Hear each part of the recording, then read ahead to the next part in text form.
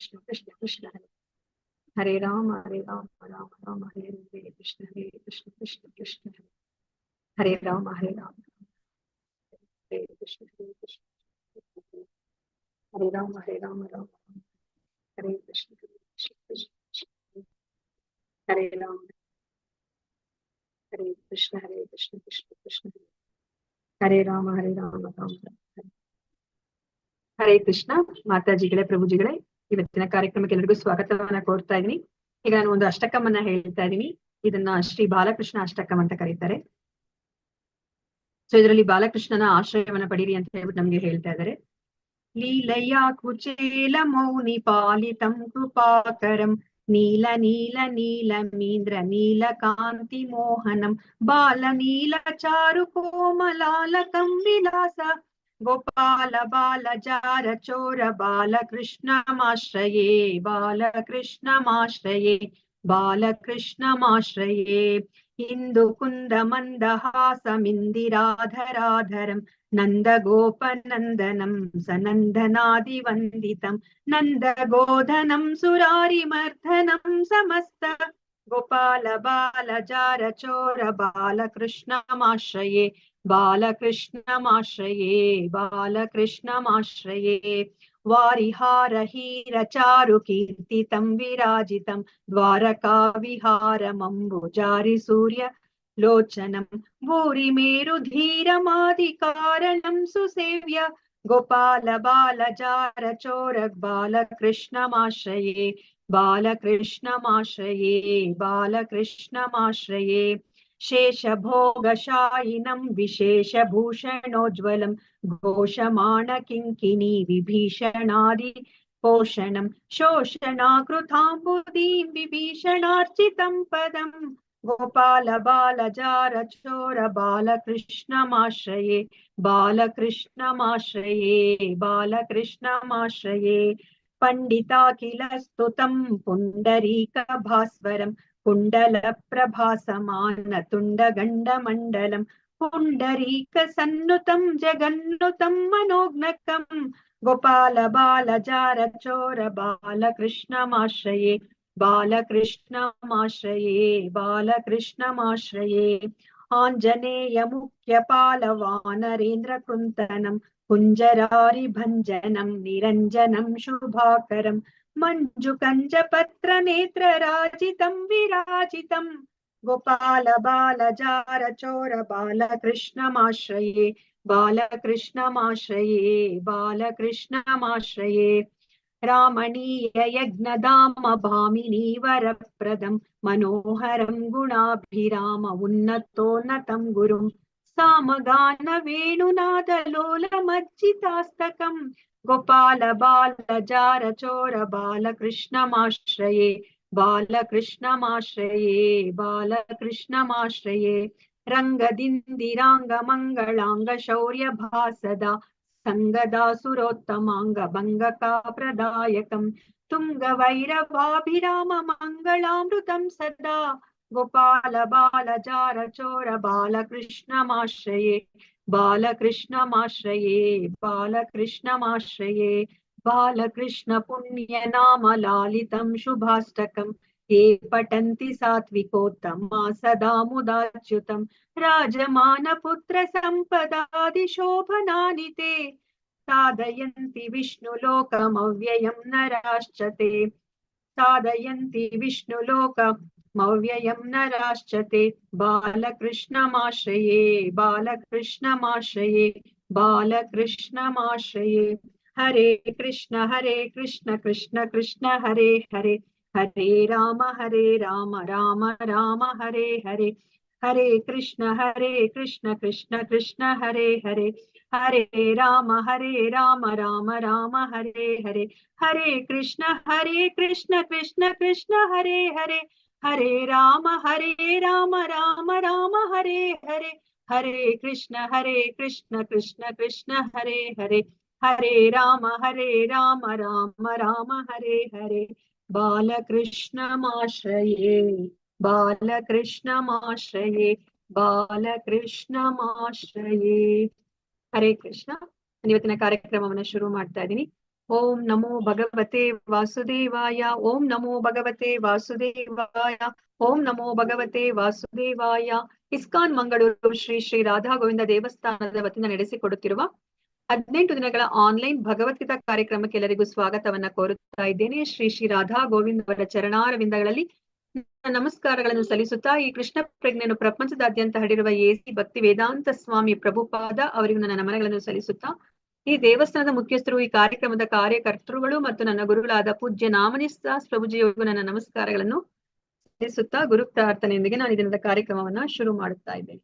ಓಂ ಅಜ್ಞಾನ ತಿಮಿರಾಂಧಸ್ಯ ಜ್ಞಾನಾಂಜನ ಶಲಾಕಯ ಚಕ್ಷುರ್ ಉನ್ಮೀಲಿತಂ ಯೇನ ತಸ್ಮೈ ಶ್ರೀ ಗುರವೇ ನಮಃ. ಶ್ರೀ ಚೈತನ್ಯ ಮನೋಭೀಷ್ಟಂ ಸ್ಥಾಪಿತಂ ಯೇನ ಭೂತಲೆ ಸ್ವಯಂ ರೂಪಃ ಕದಾ ಮಹ್ಯಂ ದದಾತಿ ಸ್ವಪದಾಂತಿಕಂ. ವಂದೇಹಂ ಶ್ರೀ ಗುರೋಃ ಶ್ರೀಯುತ ಪದಕಮಲಂ ಶ್ರೀ ಗುರೂನ್ ವೈಷ್ಣವಾಂಶ್ಚ ಶ್ರೀರೂಪಂ ಸಾಗ್ರಜಾತಂ ಸಹಗಣ ರಘುನಾಥಾನ್ವಿತಂ ತಂ ಸಜೀವಂ ಸಾದ್ವೈತಂ ಸಾವಧೂತಂ ಪರಿಜನ ಸಹಿತಂ ಕೃಷ್ಣ ಚೈತನ್ಯ ದೇವಂ ಶ್ರೀ ರಾಧಾ ಕೃಷ್ಣ ಪಾದಾನ್ ಸಹ ಗಣ ಲಲಿತಾ ಶ್ರೀ ವಿಶಾಖಾನ್ವಿತಾಂಶ್ಚ. ಹೇ ಕೃಷ್ಣ ಕರುಣಾ ಸಿಂಧೋ ದೀನಬಂಧೋ ಜಗತ್ಪತೆ ಗೋಪೇಶ ಗೋಪಿಕಾ ಕಾಂತ ರಾಧಾ ಕಾಂತ ನಮೋಸ್ತುತೆ. ತಪ್ತ ಕಾಂಚನ ಗೌರಾಂಗಿ ರಾಧೆ ವೃಂದಾವನೇಶ್ವರಿ ವೃಷಭಾನುಸುತೆ ದೇವಿ ಪ್ರಣಮಾಮಿ ಹರಿಪ್ರಿಯೆ. ವಾಂಚಾ ಕಲ್ಪತರುಭ್ಯಶ್ಚ ಕೃಪಾ ಸಿಂಧುಭ್ಯ ಏವ ಚ ಪತಿತಾನಾಂ ಪಾವನೇಭ್ಯೋ ವೈಷ್ಣವೇಭ್ಯೋ ನಮೋ ನಮಃ. ನಮೋ ಓಂ ವಿಷ್ಣುಪಾದಾಯ ಕೃಷ್ಣ ಪೃಷ್ಠಾಯ ಭೂತಲೆ ಶ್ರೀಮತೆ ಭಕ್ತಿ ವೇದಾಂತ ಸ್ವಾಮಿನ್ ಇತಿ ನಾಮಿನೇ. ನಾಮಸ್ತೆ ಸರಸ್ವತೆ ದೇವೆ ಗೌರವಾಣಿ ಪ್ರಚಾರಿಣೆ ನಿರ್ವಿಶೇಷ ಶೂನ್ಯವಾದಿ ಪಶ್ಚಾತ್ಯ ದೇಶತಾರಿಣೆ. ಜಯ ಶ್ರೀ ಕೃಷ್ಣ ಚೈತನ್ಯ ಪ್ರಭು ನಿತ್ಯಾನಂದ ಶ್ರೀ ಅದ್ವೈತ ಗದಾಧರ ಶ್ರೀವಾಸಾದಿ ಗೌರ ಭಕ್ತ ವೃಂದ. ಹರೆ ಕೃಷ್ಣ ಕೃಷ್ಣ ಕೃಷ್ಣ ಹರೆ ಹರೆ, ಹರೆ ರಾಮ ರಾಮ ರಾಮ ಹರೆ ಹರೆ. ಹರೆ ಕೃಷ್ಣ ಕೃಷ್ಣ ಕೃಷ್ಣ ಹರೆ ಹರೆ, ಹರೆ ರಾಮ ರಾಮ ರಾಮ ಹರೆ ಹರೆ. ಹರೆ ಕೃಷ್ಣ ಕೃಷ್ಣ ಕೃಷ್ಣ ಹರೆ ಹರೆ, ಹರೆ ರಾಮ ರಾಮ ರಾಮ ಹರೆ ಹರೆ. ಹರೇ ಕೃಷ್ಣ. ಹರೇ ಕೃಷ್ಣ. ಇವತ್ತಿನ ಅಧ್ಯಾಯಕ್ಕೆ ಹೋಗಿನ ಮುಂಚೆ ನೆನ್ನೆಯ ಅಧ್ಯಾಯದ ಹೆಸರನ್ನ ಯಾರಾದ್ರೂ ಹೇಳ್ತೀರಾ?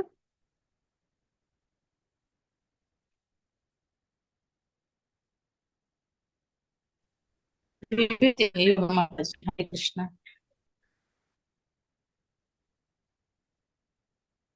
ಮಾತಾಜಿ, ವಿಭೂತಿ ಯೋಗ ಅಥವಾ ಭಗವಂತನ ಐಶ್ವರ್ಯ ಜ್ಞಾನ ಅಲ್ವಾ?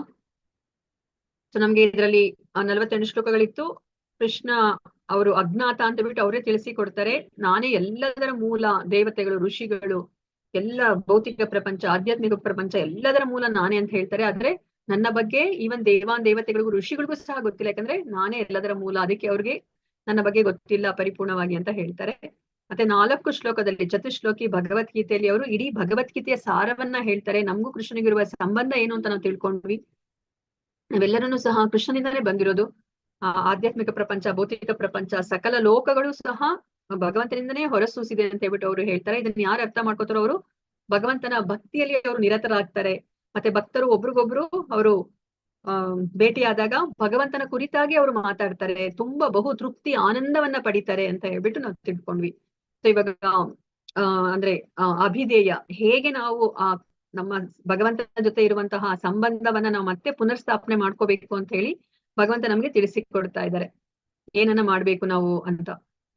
ಸೊ ಇವಾಗ ನಾವು ಈ ತರ ಭಕ್ತಿ ಮಾರ್ಗದಲ್ಲಿ ನಾವು ನಡೆದ ಏನಾಗುತ್ತೆ, ಭಗವಂತ ನಮ್ಮ ಮೇಲೆ ವಿಶೇಷ ಅನುಕಂಪವನ್ನ ತೋರಿ ಅವರು ನಮ್ಮ ಹೃದಯದಲ್ಲಿ ಅವರು ಕುತ್ಕೊಂಡವರು ಆ ಅಜ್ಞಾನವನ್ನ ತೊಳೆದು ಜ್ಞಾನ ಅನ್ನೋ ಒಂದು ದೀಪವನ್ನ ಹಚ್ಚುತ್ತಾರೆ. ಮತ್ತೆ ನಮ್ಗೆ ಭಗವಂತನ ಲೋಕಕ್ಕೆ ಹೋಗ್ಲಿಕ್ಕೆ ಆ ಬುದ್ಧಿ ಯೋಗವನ್ನ ನಮ್ಗೆ ಕೊಡ್ತಾರೆ ಅವರು, ಹೇಗೆ ನಾವು ಭಗವಂತನ ಲೋಕಕ್ಕೆ ಹೋಗ್ಬೇಕು ಅಂತ. ನಮ್ಗೆ ಯಾವುದೇ ಒಂದು ಅರ್ಹತೆ ಬೇಕಾಗಿಲ್ಲ, ನಾನು ಇಷ್ಟು ಡಿಗ್ರಿ ಓದಿದ್ರೆ ಅಷ್ಟೇ ನಾನು ಭಕ್ತಿ ಮಾರ್ಗಕ್ಕೆ ಬರ್ಬೇಕು ಅಂತ ಏನೂ ಇಲ್ಲ. ಭಗವಂತನೇ ನಮ್ಗೆ ಜ್ಞಾನವನ್ನ ಕೊಡ್ತಾರೆ ಹೇಗೆ ನಾವು ಭಕ್ತಿಯನ್ನ ಮಾಡ್ಬೇಕು ಅಂತ. ಸೊ ನಾವು ಸಂಬಂಧ, ಅಭಿಧೇಯ, ಪ್ರಯೋಜನ. ಸೊ ಕೃಷ್ಣ ಸಂಬಂಧ, ಭಕ್ತಿ ಕೃಷ್ಣ ಸಂಬಂಧ, ಭಕ್ತಿ, ಅಭಿಧೇಯ, ಪ್ರೇಮ, ಪ್ರಯೋಜನ ಅಂತ ಹೇಳ್ಬಿಟ್ಟು ನಾವು ತಿಳ್ಕೊಂಡ್ವಿ. ಅದಾದ್ಮೇಲೆ ಅರ್ಜುನ ಈ ಭಗವದ್ಗೀತೆಯ ಏನು ಚತುಶ್ಲೋಕಿ ಭಗವದ್ಗೀತೆನ ಕೇಳಿದ್ಮೇಲೆ ಅರ್ಜುನ ಕೃಷ್ಣನ ಸರ್ವೋಚ್ಚ ಸ್ಥಾನವನ್ನ ಅವರು ಒಪ್ಕೋತಾರೆ. ನಾನ್ ನಿನ್ನ ಸ್ನೇಹಿತ ಅಂತ ಹೇಳ್ಬಿಟ್ಟು ನಾನು ಈ ತರ ಒಪ್ಕೋತಾ ಇಲ್ಲ, ನಾನೊಬ್ನೇ ಅಲ್ಲ, ಇವನ್ ಇದು ಅಸಿತ, ದೇವಲ, ವ್ಯಾಸ ಮತ್ತೆ ನಾರದರು ಇವರೆಲ್ಲರನ್ನೂ ಸಹ ನಿನ್ನ ಸರ್ವೋಚ್ಚ ಸ್ಥಾನವನ್ನ ಒಪ್ಕೊಂಡಿದ್ದಾರೆ. ಇವಾಗ ನೀನ್ ಸಹ ಅದನ್ನೇ ಹೇಳ್ತಾ ಇದೀಯಾ, ನಾನು ನಿನ್ನ ಸರ್ವೋಚ್ಚ ಸ್ಥಾನವನ್ನ ಒಪ್ಕೋತಾ ಇದೀನಿ ಅಂತ ಹೇಳ್ಬಿಟ್ಟು ಅವರು ಹೇಳ್ತಾರೆ. ಅದಾದ್ಮೇಲೆ ಅರ್ಜುನ ಹೇಳ್ತಾರೆ, ನನಗೆ ನಿನ್ನ ಮಾತುಗಳನ್ನ ಕೇಳಿದ್ರೆ ಸಾಕು ಅಂತಾನೆ ಅನ್ನಿಸ್ತಾ ಇಲ್ಲ, ನನಗೆ ಇನ್ನ ಕೇಳ್ಬೇಕು ಅಂತ ಅನ್ನಿಸ್ತಾ ಇದೆ ನಿನ್ನ ಬಗ್ಗೆ, ಹೇಳು ಅಂತ ಹೇಳಿದಾಗ ಕೃಷ್ಣ ಹೇಳ್ತಾರೆ, ನನ್ನ ಐಶ್ವರ್ಯವನ್ನ ನಾನು ಹೇಳ್ಬೇಕು ಅಂತಂದ್ರೆ ಅದಕ್ಕೆ ಅಂತ್ಯವೇ ಇಲ್ಲ, ಅದು ಅನಂತವಾಗಿದೆ. ಸೊ ನಾನು ಇವಾಗ ಬರೀ ಪ್ರಾಧಾನ್ಯವಾಗಿರೋದನ್ನ ಮಾತ್ರ ಹೇಳ್ತೀನಿ ಅಂತ ಹೇಳ್ಬಿಟ್ಟು ಅವರ ಸಿರಿಗಳನ್ನ ಹೇಳ್ತಾರೆ ಅಲ್ವಾ. ಸೊ ಎಲ್ಲವೂ ಅಂದ್ರೆ ಎಲ್ಲೆಲ್ಲಿ ನಾವು ವಿಶೇಷವಾಗಿರೋದನ್ನ, ಅದ್ಭುತವಾಗಿರೋದನ್ನ ನಾವು ನೋಡ್ತೀವೋ ಆಗ ನಾವು ಅದು ಕೃಷ್ಣನ ಶಕ್ತಿ ಅಂತ ಹೇಳ್ಬಿಟ್ಟು ನಾವು ತಿಳ್ಕೊಬೇಕಾಗತ್ತೆ. ಸೊ ಇವಾಗ ಯಾರಾದ್ರೂ ತುಂಬಾ ಚೆನ್ನಾಗಿ ಅವರು ಹಾಡನ್ನ ಹೇಳ್ತಿದ್ದಾರೆ ಅಂತಂದ್ರೆ ಆ ಹಾಡುಗಾರಿಕೆ ಏನಿದೆ ಅವರಲ್ಲಿ ಅದು ಕೃಷ್ಣನನ್ನ ಪ್ರತಿನಿಧಿಸುತ್ತೆ ಅಂತ ಹೇಳ್ಬಿಟ್ಟು ನಾವು ತಿಳ್ಕೊಬೇಕಾಗುತ್ತೆ. ಸೊ ಕೃಷ್ಣ ಏಕಾಂಶನ ಸ್ಥಿತೋ ಜಗತ್, ಅವರು ಒಂದೇ ಅಂಶದಿಂದ ಅವರು ಇಡೀ ಜಗತ್ತಲ್ಲಿ ಎಲ್ಲ ಕಡೆ ಅವರು ವ್ಯಾಪಿಸಿದ್ದಾರೆ. ಸೊ ಇವಾಗ ನಾವು 7ನೇ ಅಧ್ಯಾಯದಿಂದ ಮತ್ತೆ 9, 10 ಈ 3 ಅಧ್ಯಾಯದಲ್ಲೂ ನಾವು ಭಗವಂತನ ಸಿರಿಗಳನ್ನ ನೋಡಿದ್ವಿ. ಭಗವಂತ ಏನ್ ಹೇಳಿದ್ರು, ಎಲ್ಲಾದ್ರಲ್ಲೂ ನಾನಿದ್ದೀನಿ, ಎಲ್ಲಾ ಕಡೆ ನಾನು ವ್ಯಾಪಿಸಿದ್ದೀನಿ ಪರಮಾತ್ಮನಾಗಿ ಅಂತ ಹೇಳಿದ್ರು ಅಲ್ವಾ. ಸೊ ಇವಾಗ ನಮ್ಗೆ ಏನ್ ಅನ್ಸುತ್ತೆ, ಇದೇನಿದು ಬರೀ ಬಾಯಿ ಮಾತು ಕೇಳ್ತಿದಾರ ಅಥವಾ ನಿಜವಾಗ್ಲೂ ಆತರ ಎಲ್ಲಾ ಕಡೆ ಅವರು ವ್ಯಾಪಿಸಿದಾರಾ ಅಂತ ಹೇಳ್ಬಿಟ್ಟು ನಮ್ಗೂ ಅದನ್ನ ಪ್ರಾಕ್ಟಿಕಲ್ ಆಗಿ ನೋಡ್ಬೇಕು ಅಂತ ಅನ್ಸುತ್ತೆ ಅಲ್ವಾ. ಸೊ ಅದಕ್ಕೋಸ್ಕರನೇ ಇಲ್ಲಿ ಇವತ್ತಿನ ಅಧ್ಯಾಯವನ್ನ ನಾವು ತಿಳ್ಕೊತಾ ಇದೀವಿ, ವಿಶ್ವರೂಪ ದರ್ಶನ ಯೋಗ.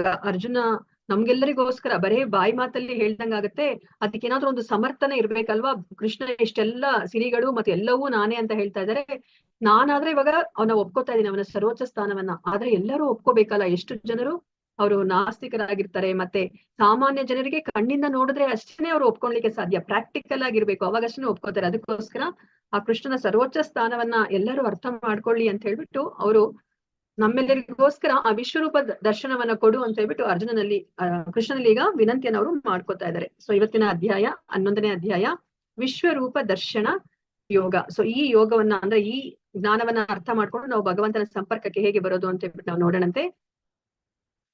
ಇಲ್ಲಿ ಕುರುಕ್ಷೇತ್ರ ಯುದ್ಧ ಭೂಮಿಯಲ್ಲೇ ಇವಾಗ ಮೊದಲ ಬಾರಿ ಏನು ಕೃಷ್ಣ ಅರ್ಜುನನಿಗೆ ಇವಾಗ ವಿಶ್ವರೂಪವನ್ನ ತೋರಿಸ್ತಾ ಇರೋದು ಮೊದಲನೇ ಬಾರಿ ಏನಲ್ಲ. ಇದಕ್ಕಿಂತ ಮುಂಚೆ ಅವರು ಚಿಕ್ಕ ಮಗುವಿದ್ದಾಗನೇ ಅವರು ಅಮ್ಮನ ಯಶೋದೆ ತಾಯಿಯ ಮಡಿಲಲ್ಲಿ ಮಲಗಿಕೊಂಡು ಹಾಲನ್ನ ಕುಡಿತಾ ಇರ್ಬೇಕಾದ್ರೆ ಮಕ್ಕಳು ಆಕಳಿಸ್ತಾರಲ್ವಾ, ಆಗ ಆಕಳಿಸಿದಾಗ ಕೃಷ್ಣನ ಬಾಯಲ್ಲಿ, ಆ ಪುಟ್ಟ ಬಾಯಲ್ಲಿ ಯಶೋಧ ಮಾತೆ ಇಡೀ ಬ್ರಹ್ಮಾಂಡವನ್ನೇ ಅವಳು ನೋಡಿರ್ತಾಳೆ.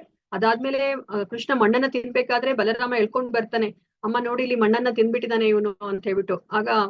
ಅವಾಗ ಕೃಷ್ಣನನ್ನ ಕೇಳಿದಾಗ ನೀನ್ ಮಣ್ಣನ್ನ ತಿಂದ್ಯಾ ಅಂತಂದ್ರೆ ಕೃಷ್ಣ ಹ್ಞೂ ಅಂತ ಹೇಳ್ತಾರೆ, ಕುತ್ತಿಗೆ ಅಲ್ಲಾಡಿಸ್ತಾರೆ ಇಲ್ಲ ಅಂತ.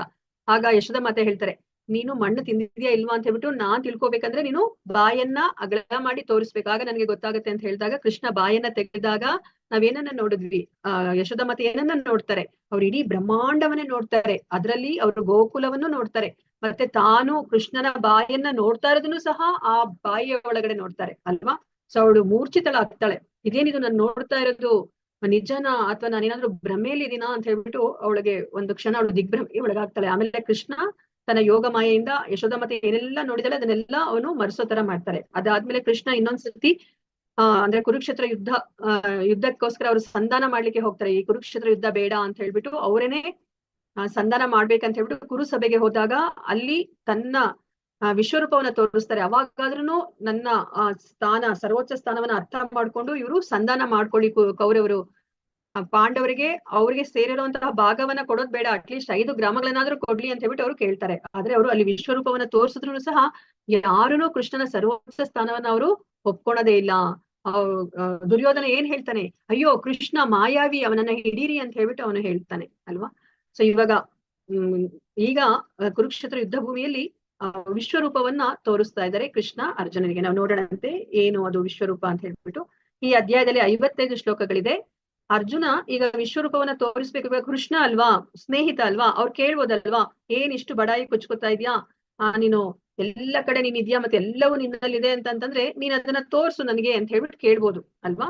ನೋಡಿ, ಆದ್ರೆ ಅರ್ಜುನ ನಮ್ಗೆ ಇಲ್ಲಿ ತಿಳಿಸಿ ಕೊಡ್ತಿದ್ದಾರೆ ಹೇಗೆ ನಾವು ವಿನಂತಿಯನ್ನ ಮಾಡ್ಕೋಬೇಕು. ದೇವೋತ್ತಮ ಪರಮ ಪುರುಷ ಅವರು ಅಲ್ವಾ, ನೋಡಿ ಹೇಗೆ ವಿನಂತಿಯನ್ನ ಮಾಡ್ಕೋಬೇಕಂತ ಹೇಳಿ ಅವರು ಕೇಳ್ತಾ ಇದ್ದಾರೆ, ವಿನಂತಿಯನ್ನ ಮಾಡ್ಕೋತಾ ಇದ್ದಾರೆ. ಕೃಷ್ಣ ವಿಶ್ವರೂಪವನ್ನ ನಿನ್ನ ವಿಶ್ವರೂಪವನ್ನ ನಾನು ನೋಡಬಹುದು ಅಂತ ನೀನು ಭಾವಿಸುವೆ ಆದ್ರೆ ಮಾತ್ರ ನನಗೆ ನಿನ್ನ ವಿಶ್ವರೂಪವನ್ನ ತೋರಿಸು ಅಂತ ಹೇಳ್ಬಿಟ್ಟು ಅಲ್ಲಿ ವಿನಂತಿಯನ್ನ ಮಾಡ್ಕೋತಿದ್ದಾರೆ. ಅದಾದ್ಮೇಲೆ ವಿಶ್ವರೂಪವನ್ನ ತೋರಿಸ್ಲಿಕ್ಕಿನ ಮುಂಚೆ ಕೃಷ್ಣ ಅವ್ರು ಹೇಳ್ತಾರೆ, ನನ್ನ ವಿಶ್ವರೂಪದಲ್ಲಿ ನೀನು ಏನೆಲ್ಲ ನೋಡಬಹುದು ಅಂತ ಹೇಳ್ಬಿಟ್ಟು ಹೇಳ್ತಾರೆ. ಮತ್ತೆ ಅದಾದ್ಮೇಲೆ ವಿಶ್ವರೂಪವನ್ನ ನೋಡ್ಬೇಕಂದ್ರೆ ನಿನಗೆ ಒಂದು ದಿವ್ಯವಾದ ಕಣ್ಣುಗಳು ಬೇಕು, ಅದನ್ನ ನಾನು ಅನುಗ್ರಹಿಸ್ತೀನಿ ಅಂತ ಹೇಳ್ಬಿಟ್ಟು ಅವರು ದಿವ್ಯವಾದ ಕಣ್ಣುಗಳನ್ನ ಕೊಟ್ಬಿಟ್ಟು ಆಮೇಲೆ ಅವ್ರ ವಿಶ್ವರೂಪವನ್ನ ಅವರು ಪ್ರಕಟಪಡಿಸ್ತಾರೆ.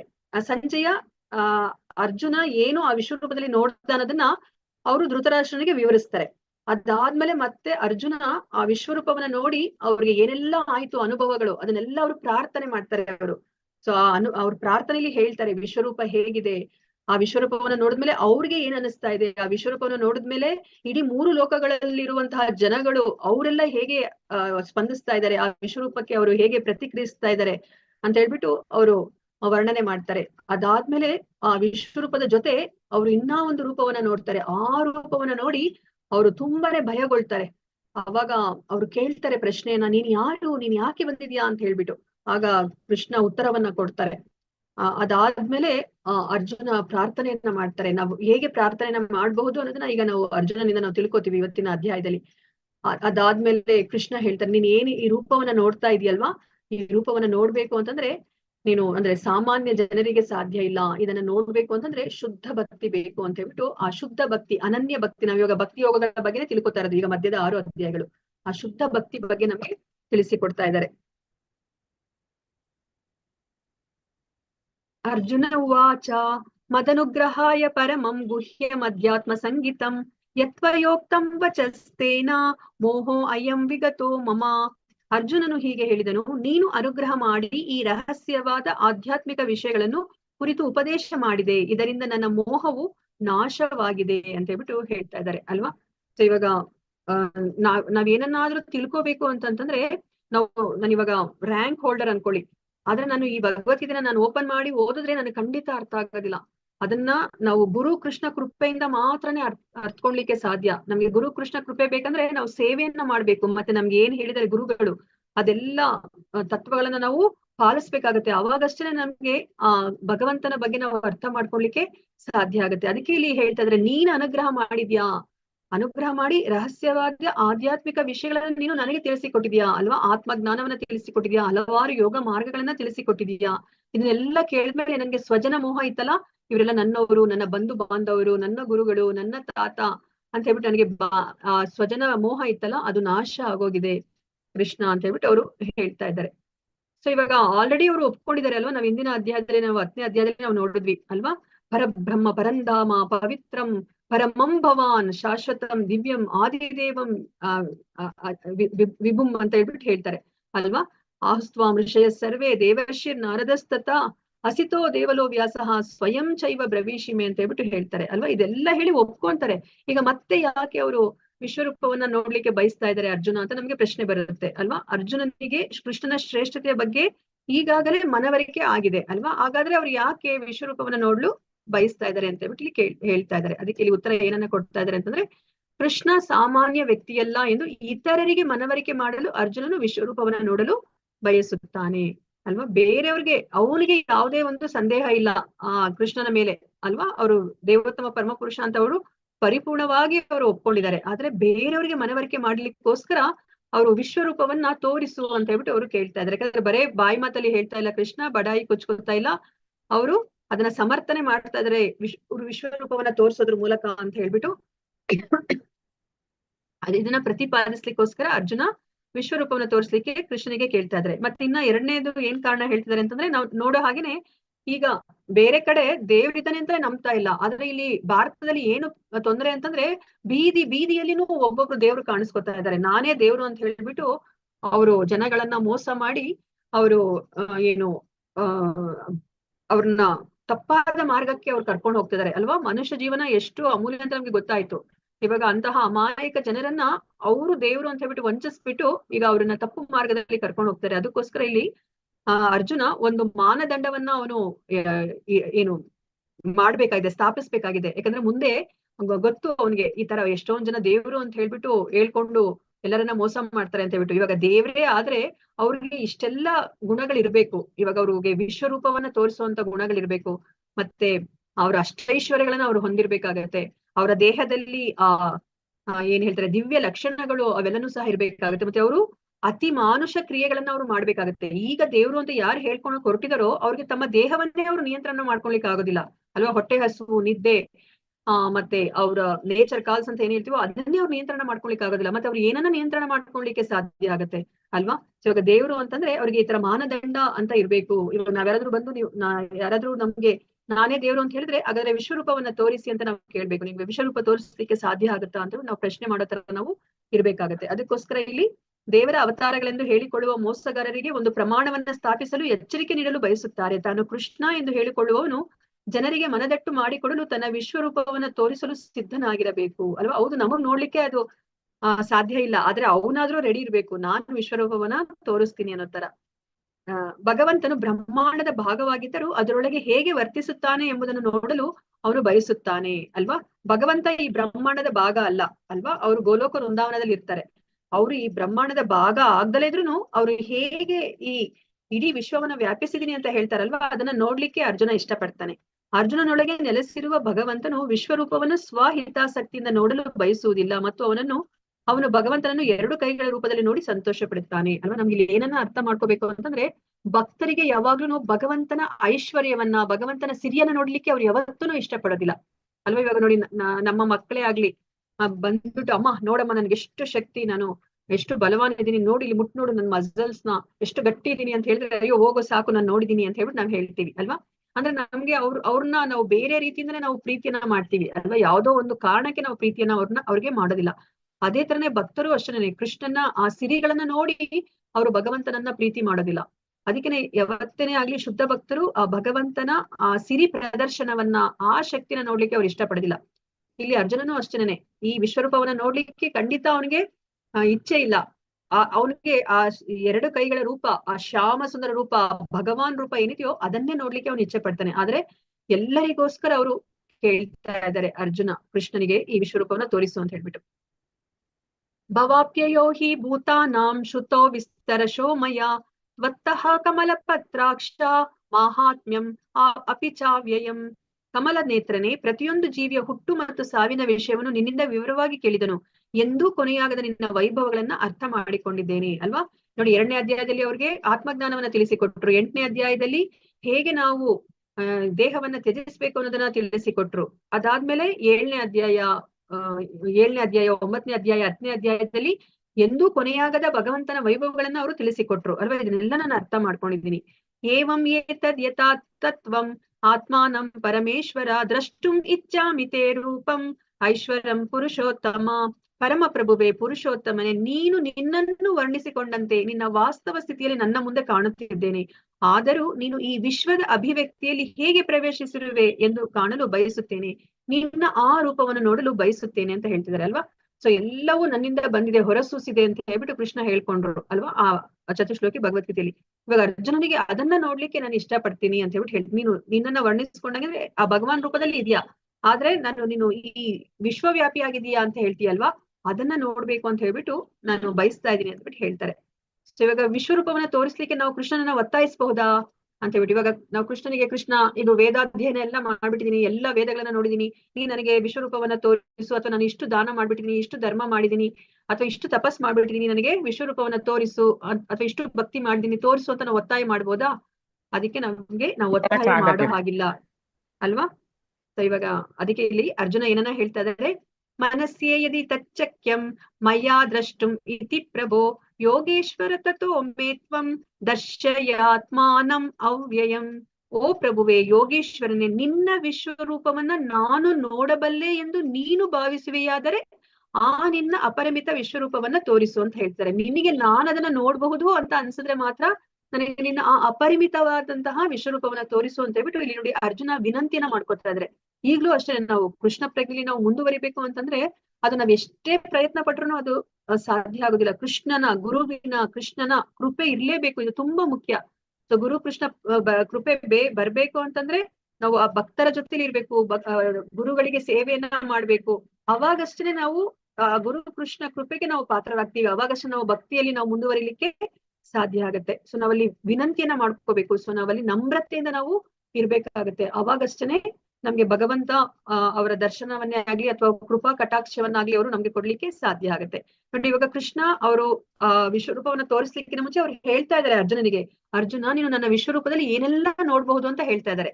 ನೋಡಿ ಇಲ್ಲಿ ಇದೇ ಸೇಮ್ ಥಿಂಗ್ ಇವಾಗ 3 ಸತಿ ರಿಪೀಟ್ ಆಗುತ್ತೆ. ಇವಾಗ ವಿಶ್ವರೂಪದಲ್ಲಿ ಏನೆಲ್ಲ ನೋಡ್ಬೋದು ಅಂತ ಹೇಳ್ಬಿಟ್ಟು ಇಲ್ಲಿ ಕೃಷ್ಣ ಹೇಳ್ತಾ ಇದಾರೆ. ಅದಾದ್ಮೇಲೆ ಸಂಜಯ ಆ ವಿಶ್ವರೂಪದಲ್ಲಿ ಏನೆಲ್ಲ ನೋಡಿದ್ರು ಅರ್ಜುನ ಅಂತ ಹೇಳ್ಬಿಟ್ಟು ಅದನ್ನ ಧೃತರಾಷ್ಟ್ರನಿಗೆ ವಿವರಿಸ್ತಾ ಇದ್ದಾರೆ. ಅದಾದ್ಮೇಲೆ ಅರ್ಜುನ ಇವಾಗ ಪ್ರಾರ್ಥನೆ ಮಾಡ್ತಾ ಇದಾರೆ. ಪ್ರಾರ್ಥನೆ ಮಾಡ್ಬೇಕಾದ್ರೆ ತಾನ್ ಏನೆಲ್ಲ ನೋಡಿದ ವಿಶ್ವರೂಪದಲ್ಲಿ ಅಂತ ಹೇಳ್ಬಿಟ್ಟು ಹೇಳ್ತಾ ಇದಾರೆ. ಅಂದ್ರೆ ಇಲ್ಲಿ 3 ಸತಿ ರಿಪೀಟ್ ಆಗುತ್ತೆ. ಸೊ ಅದನ್ನ ನಾವಿಲ್ಲಿ ಅರ್ಥ ಮಾಡ್ಕೋಬೇಕು. ಮತ್ತೆ ಅರ್ಜುನನೇ ಹೇಳ್ಬೇಕಾದ್ರೆ ಅವ್ರು ಮತ್ತೆ ಮತ್ತೆ ಹೇಳಿದ್ದನ್ನೇ ಹೇಳ್ತಾರೆ. ಸೊ ಇಲ್ಲಿ ನಮ್ಗೆ ಏನ್ ಅನ್ಸುತ್ತೆ, ಹಾಗಾದ್ರೆ ಅರ್ಜುನನ ಮನಸ್ಥಿತಿ ಅದು ಸ್ಥಿಮಿತದಲ್ಲಿ ಇಲ್ವಾ ಹಾಗಾದ್ರೆ ಅವನು ಅಂತ ನಾವ್ ಅನ್ಕೋಣೋ ಹಾಗಿಲ್ಲ. ಇವಾಗ ನಾವ್ ಯಾವ್ದನ್ನೇ ಆಗ್ಲಿ ಅದ್ಭುತವಾದದ್ದನ್ನು ಅಥವಾ ಭಯಾನಕವಾದದ್ದನ್ನು ಅಥವಾ ತುಂಬಾ ಪ್ರಾಮುಖ್ಯವಾದದ್ದನ್ನು ನಾವ್ ನೋಡಿದಾಗ ಅಥವಾ ಕೇಳಿದಾಗ ನಾವ್ ಏನ್ ಮಾಡ್ತೀವಿ, ಅದನ್ನ ಒತ್ತಿ ಹೇಳ್ತೀವಿ ಅಲ್ವಾ. ನಾವಿವಾಗ ಹರಿನಾಮ ಎಷ್ಟು ಇಂಪಾರ್ಟೆಂಟ್ ಈ ಕಲಿಯುಗಕ್ಕೆ ಅಂತ ಹೇಳ್ಬೇಕಾದ್ರೂ ಅಷ್ಟೇ ನಾವು ಹಾಗೆ ಒತ್ತಿ ಹೇಳ್ತೀವಿ ಅಲ್ವಾ. ಹರೈರ್ನಾಮೈವ ಕೇವಲಂ ಕಲವು ನಾಸ್ತೈವ ಗತಿರನ್ನ ತಂದ್ಬಿಟ್ಟು 3 ಸತಿ ಹೇಳ್ತೀವಿ.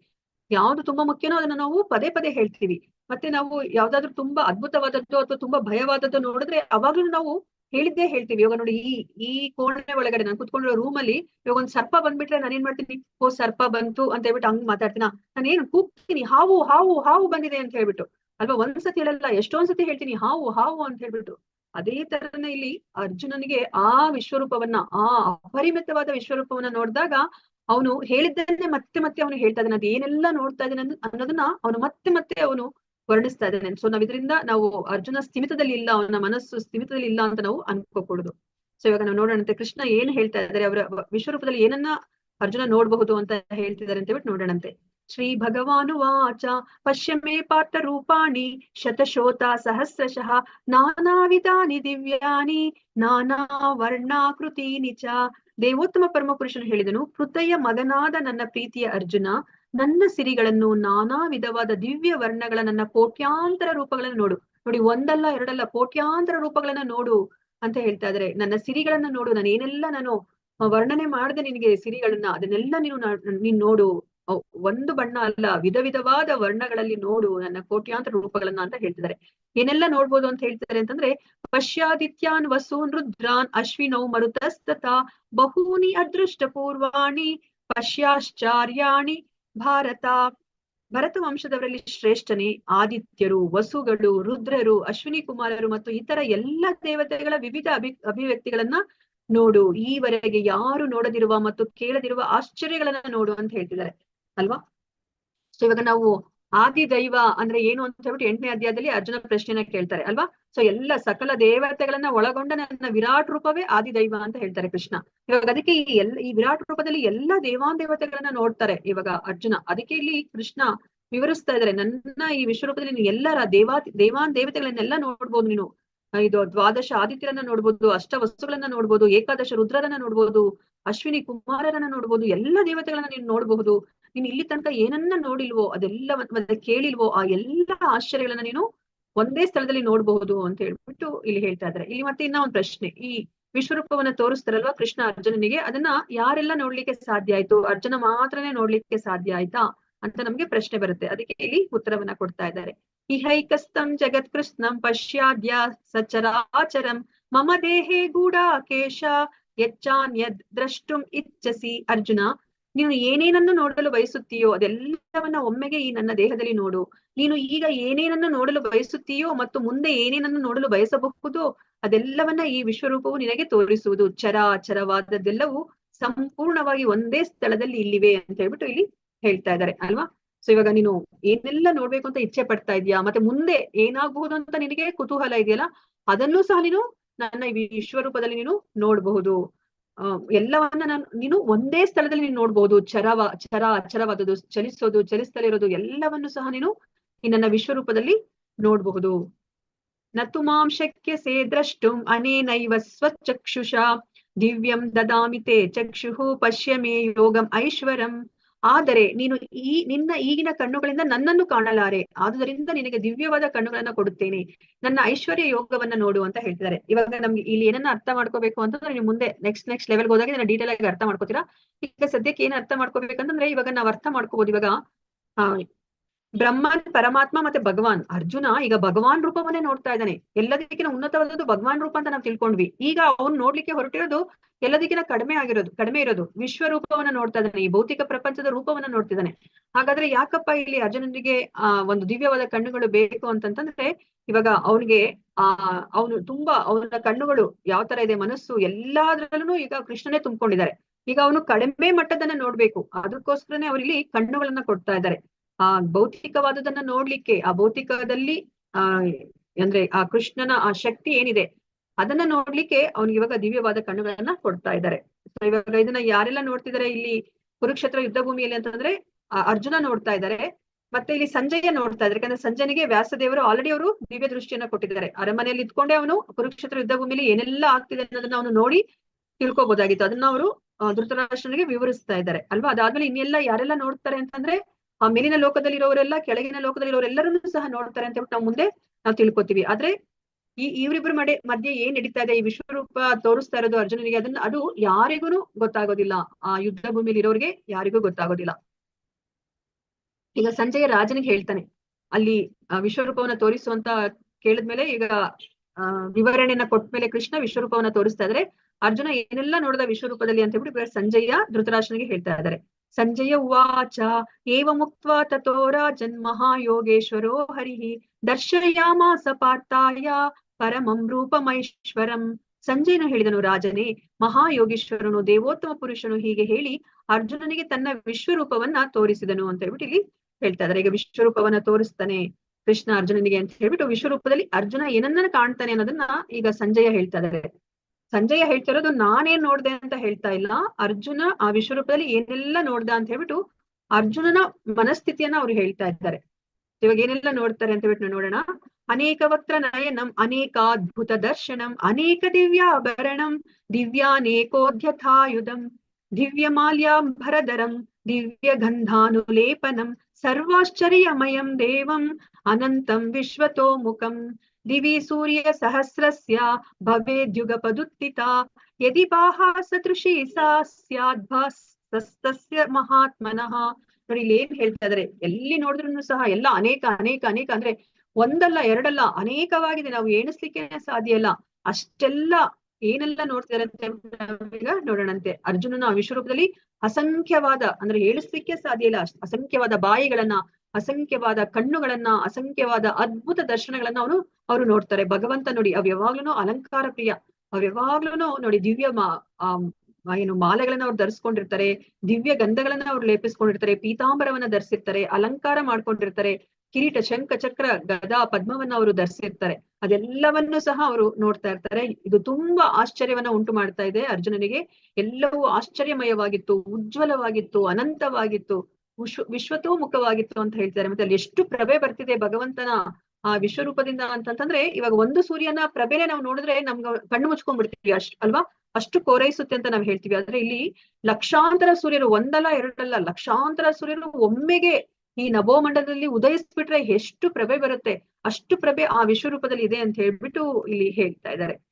ತತ್ರೈಕಸ್ತಂ ಜಗತ್ಕೃಷ್ಣಂ ಪ್ರವಿಭಕ್ತಾಮನೇಕಧಾ ಅಪಶ್ಯೇ ದೇವದೇವಸ್ಯ ಶರೀರೇ ಪಾಂಡವಸ್ತದಾ. ಪ್ರಭುವಿನ ವಿಶ್ವರೂಪದಲ್ಲಿ ಸಹಸ್ರ ಸಹಸ್ರ ಭಾಗಗಳಿದ್ದರೂ ವಿಶ್ವದ ಅಮಿತ ವಿಸ್ತರಣಗಳು ಒಂದೇ ಸ್ಥಳದಲ್ಲಿ ಇರುವುದನ್ನ ಅರ್ಜುನನು ನೋಡಿದನು ಅಲ್ವಾ. ನೋಡಿ ಇವಾಗ ನಾನ್ ಕುತ್ಕೊಂಡಿರೋ ಜಾಗದಲ್ಲಿ ಇವಾಗ ಟಿವಿ ಇದ್ರೂ ಸಹ ಅವರು ನಾನಿರೋ ಊರನ್ನ ಪೂರ್ತಿಯಾಗಿ ತೋರಿಸ್ಲಿಕ್ಕೆ ಆಗೋದಿಲ್ಲ ಟಿವಿಯಲ್ಲಿ ಅಲ್ವಾ. ಆದ್ರೆ ನೋಡಿ ಇಲ್ಲಿ ಕೃಷ್ಣ ವಿಶ್ವರೂಪದಲ್ಲಿ ಬರೇ ಆ ಕುರುಕ್ಷೇತ್ರ ಯುದ್ಧ ಭೂಮಿ ಒಂದನ್ನೇ ಅಲ್ಲ, ಇಡೀ ಈ ವಿಶ್ವ, ಈ ಬ್ರಹ್ಮಾಂಡದಲ್ಲಿ ಈ 14 ಲೋಕಗಳೇನಿದೆ ಅದೆಲ್ಲವನ್ನು ಸಹ ಏಕಕಾಲದಲ್ಲಿ ಒಂದೇ ಜಾಗದಲ್ಲಿ ಕುತ್ಕೊಂಡು ಅರ್ಜುನ ನೋಡ್ತಾರೆ ಅಲ್ವಾ. ಇನ್ನೆಷ್ಟು ಅದ್ಭುತವಾಗಿರುತ್ತೆ, ನಮ್ಗೆ ಇಮ್ಯಾಜಿನ್ ಮಾಡ್ಕೊಳ್ಲಿಕ್ಕೂ ಸಾಧ್ಯ ಇಲ್ಲ. ಅದನ್ನ ಇಲ್ಲಿ ಹೇಳ್ತಾ ಇದ್ದಾರೆ. ಭಗವಂತಂದು ಅಷ್ಟು ಭಾಗ ಇದೆ, ಒಂದಲ್ಲ ಎರಡಲ್ಲ, ಅಷ್ಟೊಂದು ಲೋಕಗಳು, ಅಷ್ಟೊಂದು ಗ್ರಹಗಳು ಅಲ್ವಾ. ಅವೆಲ್ಲವನ್ನು ಸಹ ಅವರು ಒಂದೇ ಸ್ಥಳದಲ್ಲಿ ಏಕಕಾಲದಲ್ಲಿ ಅವರು ನೋಡ್ತಾ ಇದ್ದಾರೆ. ತತಃ ಸ ವಿಸ್ಮಯಾವಿಷ್ಟೋ ರುಷ್ಟಾರೋಮಾ ಧನಂಜಯಃ ಪ್ರಣಮ್ಯ ಶಿರಸಾ ದೇವಂ ಕೃತಾಂಜಲಿರ್ ಅಭಾಷತ. ಅನಂತರ ದಿಗ್ಭ್ರಮೆಯಿಂದ ಆಶ್ಚರ್ಯದಿಂದ ರೋಮಾಂಚನಗೊಂಡ ಅರ್ಜುನನು ತಲೆಬಾಗಿ ಪ್ರಣಾಮ ಮಾಡಿ ಕೈಗಳನ್ನ ಮುಗಿದುಕೊಂಡು ಪರಮಪ್ರಭುವಿಗೆ ಪ್ರಾರ್ಥನೆಯನ್ನ ಮಾಡಲು ಪ್ರಾರಂಭಿಸಿದನು. ಅಲ್ವಾ ನೋಡಿ, ಇದಕ್ಕಿಂತ ಮುಂಚೆ ಅವರು ವಿಭೂತಿ ಯೋಗದಲ್ಲಿ ಅವರು ಏನು ಚತುಶ್ಲೋಕಿ ಭಗವದ್ಗೀತೆನ ಕೇಳಿದ್ಮೇಲೆ ಕೇಳಿಸ್ಕೊಂಡ್ಮೇಲೆ ಅವರು ಅವ್ರೇನ್ ಮಾಡ್ತಾರೆ, ಮತ್ತೆ ಅವ್ರು ಪ್ರಾರ್ಥನೆ ಮಾಡ್ತಾರೆ ಅಲ್ವಾ. ನೀನು ಹೌದು, ನೀನು ನಿನ್ನ ಸರ್ವೋಚ್ಚ ಸ್ಥಾನವನ್ನ ನಾನು ಒಪ್ಕೋತೀನಿ ಅಂತ ಹೇಳ್ಬಿಟ್ಟು ಹೇಳ್ತಾರೆ. ಮತ್ತೆ ಈಗ ಕಣ್ಣಿಂದ ಅದನ್ನ ನೋಡ್ತಾ ಇದ್ದಾರೆ ಅಲ್ವಾ. ಕಣ್ಣಿಂದ ನೋಡಿದಾಗ ಅವ್ರು ಇವಾಗ ಪ್ರಣಾಮವನ್ನ ಮಾಡ್ತಾ ಇದಾರೆ. ಅವರು ರೋಮಾಂಚನಗೊಂಡಿದ್ದಾರೆ. ತಲೆಬಾಗಿ ಪ್ರಣಾಮ ಮಾಡಿ ಕೈಗಳನ್ನ ಮುಗಿದುಕೊಂಡು ಅವ್ರು ಇವಾಗ ಪ್ರಾರ್ಥನೆಯನ್ನ ಮಾಡ್ಲಿಕ್ಕೆ ಅವರು ಶುರು ಮಾಡ್ತಾ ಇದ್ದಾರೆ. ನೋಡಿ, ರೋಮಾಂಚನ ಆಗಿದೆ ಅವರಿಗೆ ಈ ವಿಶ್ವರೂಪವನ್ನ ನೋಡಿದ್ಮೇಲೆ. ಆಶ್ಚರ್ಯ ಸಹ ಆಗಿದೆ, ದಿಗ್ಭ್ರಮೆ ಆಗಿದೆ ಅಲ್ವಾ. ಇವಾಗ ನೋಡಿ, ಅವ್ರು ಯಾವ ರಸದಲ್ಲಿದ್ದಾರೆ, ಮೊದಲು ಅವರು ಸ್ನೇಹ ಭಾವದಲ್ಲಿದ್ರು. ಅದಾದ್ಮೇಲೆ 2ನೇ ಅಧ್ಯಾಯದಲ್ಲಿ 7ನೇ ಶ್ಲೋಕದಲ್ಲಿ ಅವರು ಶಿಷ್ಯನಾಗಿ ಅವರು ಶರಣಾಗತರಾದ್ರು ಅಲ್ವಾ. ಆ ಶಿಷ್ಯ ಭಾವಕ್ಕೆ ಬಂದ್ರು. ಸೊ ಅದಾದ್ಮೇಲೆ ಅವರು ಭಗವಂತನನ್ನ ದೇವ್ರು ಅಂತ ಹೇಳ್ಬಿಟ್ಟು ಒಪ್ಕೊಂಡ್ರು. ಆಮೇಲೆ ಸೊ ಈಗ ಏನ್ ಮಾಡ್ತಾ ಇದಾರೆ, ಅವ್ರಿಗೆ ಇವಾಗ ಮತ್ತೆ ಆಶ್ಚರ್ಯ ಬರ್ತಿದೆ, ಅದ್ಭುತ ಭಾವನೆ ಬರ್ತಾ ಇದೆ ಈಗ ಕೃಷ್ಣನ ಜೊತೆ ಅಲ್ವಾ. ಗೌರವ ಭಾವನೆ ಬರ್ತಾ ಇದೆ. ಅಯ್ಯೋ, ಇಷ್ಟು ಶಕ್ತಿನ ನಿನಗೆ, ನಾನು ಎಷ್ಟು ಸಾಮಾನ್ಯವಾಗಿ ನಿನ್ನ ಜೊತೆ ನನ್ನ ಸ್ನೇಹಿತನ ಹತ್ರ ನಾನು ನಡ್ಕೊಂಡೆ ಅಂತ ಹೇಳ್ಬಿಟ್ಟು ಅವ್ರು ಇವಾಗ ಆ ಗೌರವ ಭಾವದಿಂದ ದಿಗ್ಭ್ರಾಂತನಾಗಿ ಆಶ್ಚರ್ಯಚಕಿತರಾಗಿ ಈಗ ಅವರು ಪ್ರಣಾಮವನ್ನ ಅವರು ಮಾಡ್ತಾ ಇದ್ದಾರೆ. ಅನೇಕ ಬಾಹು ದರವಕ್ತ್ರ ನೇತ್ರಂ ಪಶ್ಯಾಮಿ ತ್ವಾಂ ಸರ್ವತೋನಂತ ರೂಪಂ ನಾಂತಂ ನ ಮಧ್ಯಂ ನ ಪುನಸ್ತವಾದಿಂ ಪಶ್ಯಾಮಿ ವಿಶ್ವೇಶ್ವರ ವಿಶ್ವರೂಪ. ವಿಶ್ವೇಶ್ವರನೇ, ವಿಶ್ವರೂಪನೇ, ನಿನ್ನ ದೇಹದಲ್ಲಿ ನಾನು ಎಲ್ಲೆಲ್ಲೂ ಅಮಿತವಾಗಿ ವಿಸ್ತಾರಗೊಂಡ ಅನೇಕ ತೋಳುಗಳನ್ನು, ಉದರಗಳನ್ನು, ಬಾಯಿಗಳನ್ನು ಮತ್ತು ಕಣ್ಣುಗಳನ್ನು ಕಾಣುತ್ತಿದ್ದೇನೆ. ನಿನ್ನಲ್ಲಿ ಆದಿಯನ್ನಾಗಲಿ ಮಧ್ಯವನ್ನಾಗಲಿ ಮತ್ತು ಅಂತ್ಯವನ್ನಾಗಲಿ ಕಾಣಲಾರೆನು ಅಂತ ಹೇಳ್ತಾ ಇದ್ದಾರೆ. ಸೊ ಇವಾಗ ಇಲ್ಲಿ ಅರ್ಜುನ ಹೇಳ್ತಾ ಇದ್ದಾರೆ. ಈಗ ಅರ್ಜುನ ಪ್ರಾರ್ಥನೆಯನ್ನ ಮಾಡ್ತಾ ಇದ್ದಾರೆ, ಕೈ ಮುಗಿದುಕೊಂಡು ರೋಮಾಂಚನಗೊಂಡು. ಏನಂತ ಪ್ರಾರ್ಥನೆ ಮಾಡ್ತಿದ್ದಾರೆ ಅಂತಂದ್ರೆ, ವಿಶ್ವೇಶ್ವರ, ವಿಶ್ವರೂಪ, ನಿನ್ನ ದೇಹದಲ್ಲಿ ನಾನು ಏನನ್ನ ನೋಡ್ತಿದ್ದೀನಿ ಅಂತಂದ್ರೆ ಅನೇಕ ತೋಳುಗಳನ್ನ ನೋಡ್ತಾ ಇದ್ದೀನಿ, ಅನೇಕ ಹೊಟ್ಟೆಗಳನ್ನ ನೋಡ್ತಾ ಇದ್ದೀನಿ, ಬಾಯಿ ನೋಡ್ತಾ ಇದ್ದೀನಿ, ಕಣ್ಣುಗಳನ್ನ ನೋಡ್ತಾ ಇದ್ದೀನಿ. ಆದ್ರೆ ನನಗೆ ಎಲ್ಲಿಂದ ಅದು ಶುರುವಾಗ್ತಿದೆ, ಯಾವ್ದು ನಿನ್ನ ಈ ವಿಶ್ವರೂಪದ ಮಧ್ಯ, ಯಾವ್ದು ಅಂತ್ಯ ಅಂತ ಹೇಳ್ಬಿಟ್ಟು ನನಗೆ ಗೊತ್ತಾಗ್ತಾ ಇಲ್ಲ. ಎಲ್ಲಿ ತಿರುಗಿ ನೋಡಿದ್ರು ಸಹ ನಿನ್ನ ಆ ವಿಶ್ವರೂಪವೇ ಕಾಣಿಸ್ತಾ ಇದೆ. ಅನೇಕ ತೋಳುಗಳು, ಉದರಗಳು, ಬಾಯಿಗಳು, ಕಣ್ಣುಗಳು ಕಾಣಿಸ್ತಾ ಇದೆ ಅಂತ ಹೇಳ್ಬಿಟ್ಟು ಹೇಳ್ತಾ ಇದ್ದಾರೆ. ಕಿರೀಟಿನಂ ಗದಿನಂ ಚಕ್ರಿನಂಚ ತೇಜೋ ರಾಶಿಂ ಸರ್ವತೋ ದೀಪ್ತಿಮಂತಂ ಪಶ್ಯಾಮಿ ತ್ವಾಂ ದುರ್ನಿರೀಕ್ಷ್ಯಂ ಸಮಂತಾತ್ ದೀಪ್ತಾನಲಾರ್ಕಾದ್ಯುತ್ತಿಂ ಅಪ್ರಮೇಯಂ. ನಿನ್ನ ರೂಪವನ್ನು ನೋಡುವುದು ಕಷ್ಟ, ಏಕೆಂದರೆ ನಿನ್ನ ರೂಪದ ಪ್ರಭೆಯ ಪ್ರಜ್ವಲಿಸುವ ಉರಿಯಂತೆ ಅಥವಾ ಅಳತೆಗೆ ಸಿಕ್ಕದ ಸೂರ್ಯ ಪ್ರಭೆಯಂತೆ ಸುತ್ತಲೂ ಹರಡಿದೆ. ಆದರೂ ನಾನು ಈ ಪ್ರಕಾಶಮಾನವಾದ ರೂಪವು ವಿವಿಧ ಕಿರೀಟಗಳಿಂದ, ಗದೆಗಳಿಂದ ಮತ್ತು ಚಕ್ರಗಳಿಂದ ಅಲಂಕೃತವಾಗಿರುವುದನ್ನ ಎಲ್ಲೆಲ್ಲೂ ಕಾಣುತ್ತಿದ್ದೇವೆ ಅಲ್ವಾ. ನೋಡಿ, ಇಲ್ಲಿ ಕೃಷ್ಣ ಮತ್ತೆ ಅರ್ಜುನರು ಎಲ್ಲಿದ್ದಾರೆ, ಅವರು ರಥದಲ್ಲೇ ಇದ್ದಾರೆ. ರಥದಲ್ಲೇ ಇತ್ಕೊಂಡು ಈಗ ಕೃಷ್ಣ ಅವರ ವಿಶ್ವರೂಪವನ್ನ ತೋರಿಸ್ತಾ ಇದ್ದಾರೆ ಅರ್ಜುನನಿಗೆ. ಅರ್ಜುನ ಆ ವಿಶ್ವರೂಪವನ್ನ ಅವರು ನೋಡ್ತಾ ಇದ್ದಾರೆ. ನಾವು ಇದಕ್ಕಿಂತ ಮುಂಚೆ ನಾವು ತಿಳ್ಕೊಂಡ್ರೆ ಹಾಗೆನೆ ಸಹಸ್ರಾರು ಲಕ್ಷಾಂತರ ಸೂರ್ಯರು ಒಮ್ಮೆಲೆ ಇದು ಆಕಾಶದಲ್ಲಿ ಕಾಣಿಸ್ಕೊಂಡ್ರೆ ಎಷ್ಟು ಪ್ರಕಾಶತೆ ಇರಬಹುದೋ ಅಷ್ಟು ಪ್ರಭೆ ಇದೆ. ಆದ್ರೂ ಸಹ ಇಲ್ಲಿ ಅರ್ಜುನನಿಗೆ ಕಾಣಿಸ್ತಾ ಇದೆ ಅವರು ಅಷ್ಟು ದಿವ್ಯಾಲಂಕಾರ ಭೂಷಿತರಾಗಿದ್ದಾರೆ ಅಂತ ಹೇಳ್ಬಿಟ್ಟು. ಅವರು ಕಿರೀಟದಿಂದ, ಗದೆ, ಚಕ್ರಗಳಿಂದ ಅಲಂಕೃತವಾಗಿರೋದನ್ನ ನಾನು ನೋಡ್ತಾ ಇದ್ದೀನಿ ಅಂತ ಹೇಳ್ಬಿಟ್ಟು ಇಲ್ಲಿ ಅರ್ಜುನ ಹೇಳ್ತಾ ಇದ್ದಾರೆ. ತ್ವಮಕ್ಷರಂ ಪರಮಂ ವೇದಿತವ್ಯಂ ತ್ವಂ ಅಸ್ಯ ವಿಶ್ವಸ್ಯ ಪರಂ ನಿಧಾನಂ ತ್ವಂ ಅವ್ಯಯ ಶಾಶ್ವತ ಧರ್ಮ ಗೋಪ್ತ ಸನಾತನಸ್ತ್ವಂ ಪುರುಷೋ ಮತೋ ಮೇ. ನೀನು ಪರಮವಾದ ಆದಿಲಕ್ಷ್ಯವು, ನೀನು ಎಲ್ಲ ವಿಶ್ವದ ಕಟ್ಟಕಡೆಯ ವಿಶ್ರಾಂತಿ ತಾಣ, ನಿನಗೆ ಕ್ಷಯವೇ ಇಲ್ಲ ಮತ್ತು ನೀನು ಅತ್ಯಂತ ಪ್ರಾಚೀನನು, ನೀನು ಸನಾತನ ಧರ್ಮದ ಪಾಲಕನು, ದೇವೋತ್ತಮ ಪುರುಷನು. ಇದು ನನ್ನ ಅಭಿಪ್ರಾಯ. ನೋಡಿ, ಆ ವಿಶ್ವರೂಪವನ್ನು ನೋಡಿದ ತಕ್ಷಣ ಮತ್ತೆ ಅವರು ಹೊಗಳ್ತಾ ಇದ್ದಾರೆ ಕೃಷ್ಣನನ್ನ. ಹೌದು, ನೀನು ಏನೆಲ್ಲ ಹೇಳಿದ್ದೆ, ನೀನು 9ನೇ ಅಧ್ಯಾಯದಲ್ಲಿ ಕೃಷ್ಣ ಹೇಳಿದ್ರಲ್ವಾ, ಎಲ್ಲ ನಾನೇ ಅಂತ ಹೇಳ್ಬಿಟ್ಟು ಹೇಳ್ತಾರೆ ಅಲ್ವಾ. ನಾನು ಕಟ್ಟ ಕಡೆಯ ಆಶ್ರಯ ಸ್ಥಾನ ನಾನೇ, ಸೃಷ್ಟಿ ಮಾಡೋ ನಾನೇ, ಮಳೆಯನ್ನ ತರ್ಸೋನು ನಾನೇ, ತಡೆ ಹಿಡಿಯೋನು ನಾನೇ, ಮೃತ್ಯು ನಾನೇ ಅಂತ ಹೇಳ್ಬಿಟ್ಟು ಎಲ್ಲ ಹೇಳ್ತಾರಲ್ವಾ. ಅದಕ್ಕೆ ಇಲ್ಲಿ ಹೇಳ್ತಾ ಇದ್ದಾರೆ, ಹೌದು ನೀನೇನೆ ಪರಮವಾದ, ಯಾವ್ದಾದ್ರು ಒಂದು ಗುರಿ ಅಂತ ಯಾರಿಗಾದ್ರೂ ಇದೆ ಅಂತಂದ್ರೆ ಆದಿ ಲಕ್ಷ್ಯ ಅದು ನೀನು ಅಂತ ಹೇಳ್ತಾ ಇದ್ರೆ. ಮತ್ತೆ ನೀನು ಎಲ್ಲ ವಿಶ್ವದ ಕಟ್ಟ ಕಡೆಯ ವಿಶ್ರಾಂತಿ ತಾಣ. ನಾವು ಈ ಭೌತಿಕ ಪ್ರಪಂಚದಲ್ಲಿ ಎಷ್ಟು ಸತಿ ಹುಟ್ಟು ಸಾವು ಪಟ್ಟು ನಾವು ಬ್ರಹ್ಮನ ಲೋಕಕ್ಕೆ ಹೋಗಿ ಮತ್ತೆ ಕೆಳಗನೆ ಲೋಕಕ್ಕೆ ಹೋಗಿ ಮತ್ತೆ ಭೂಮಿಗೆ ಬಂದು ಈ ತರ ನಾವು ಸುತ್ತಾಡ್ತಾ ಇದ್ರು ಸಹ ನಮ್ಮ ಕಟ್ಟ ಕಡೆಯ ವಿಶ್ರಾಂತಿ ತಾಣ ಅಂತಂತಂದ್ರೆ ಭಗವಂತನ ಲೋಕ. ಅದಕ್ಕೆ ಅವ್ರು ಹೇಳ್ತಾರೆ ಕಟ್ಟ ಕಡೆಯ ವಿಶ್ರಾಂತಿ ತಾಣ ನೀನು, ನಿನಗೆ ಕ್ಷಯವೇ ಇಲ್ಲ ಅಲ್ವಾ. ಭಗವಂತನಿಗೆ ನಾಶ ಇಲ್ಲ. ಅವರು ಭೌತಿಕ ಪ್ರಪಂಚಕ್ಕೆ ಬಂದಾಗ್ಲೂ ಸಹ ಅವರು ತಮ್ಮ ಆಧ್ಯಾತ್ಮಿಕ ಶರೀರದಲ್ಲೇ ಬರ್ತಾರೆ ಅಂತ ನಾವು ತಿಳ್ಕೊಂಡ್ವಿ. ನೀನು ಅತ್ಯಂತ ಪ್ರಾಚೀನನು ಅಲ್ವಾ. ಈ ಭೌತಿಕ ಪ್ರಪಂಚ ಸೃಷ್ಟಿ ಆಗ್ಲಿಕ್ಕಿನ ಮುಂಚೆನೆ ಅವ್ರು ಇದ್ದವರು. ಅವರು ಆದಿ ಪುರುಷ, ನೀನು ಸನಾತನ ಧರ್ಮದ ಪಾಲಕ, ದೇವೋತ್ತಮ ಪರಮ ಪುರುಷ ನೀನು, ಇದು ನನ್ನ ಅಭಿಪ್ರಾಯ ಅಂತ ಹೇಳ್ಬಿಟ್ಟು ಇಲ್ಲಿ ಹೇಳ್ತಾ ಇದ್ದಾರೆ ಅರ್ಜುನ.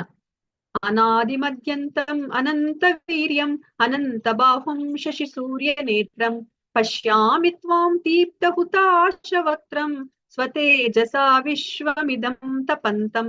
ನಿನಗೆ ಆದಿ ಮಧ್ಯ ಮತ್ತು ಅಂತ್ಯಗಳಿಲ್ಲ, ನಿನಗೆ ನಿನ್ನ ಮಹಿಮೆಗೆ ಮಿತಿಯೇ ಇಲ್ಲ, ನಿನಗೆ ಅಸಂಖ್ಯಾತ ಬಾಹುಗಳಿವೆ, ಸೂರ್ಯ ಚಂದ್ರರು ನಿನ್ನ ಕಣ್ಣುಗಳು, ಪ್ರಜ್ವಲಿಸುವ ಉರಿಯು ನಿನ್ನ ಬಾಯಿಂದ ಹೊರಬರುತ್ತಿರುವುದನ್ನು, ನಿನ್ನ ಪ್ರಕಾಶವು ಇಡೀ ವಿಶ್ವವನ್ನ ಸುಡುತ್ತಿರುವುದನ್ನ ಕಾಣುತ್ತಿದ್ದೇನೆ ಅಂತ ಹೇಳ್ಬಿಟ್ಟು ನಾವಿವಾಗ ಮತ್ತೆ ಭಾಗವತದಲ್ಲಿ ನಾವು ತಿಳ್ಕೊತೀವಿ.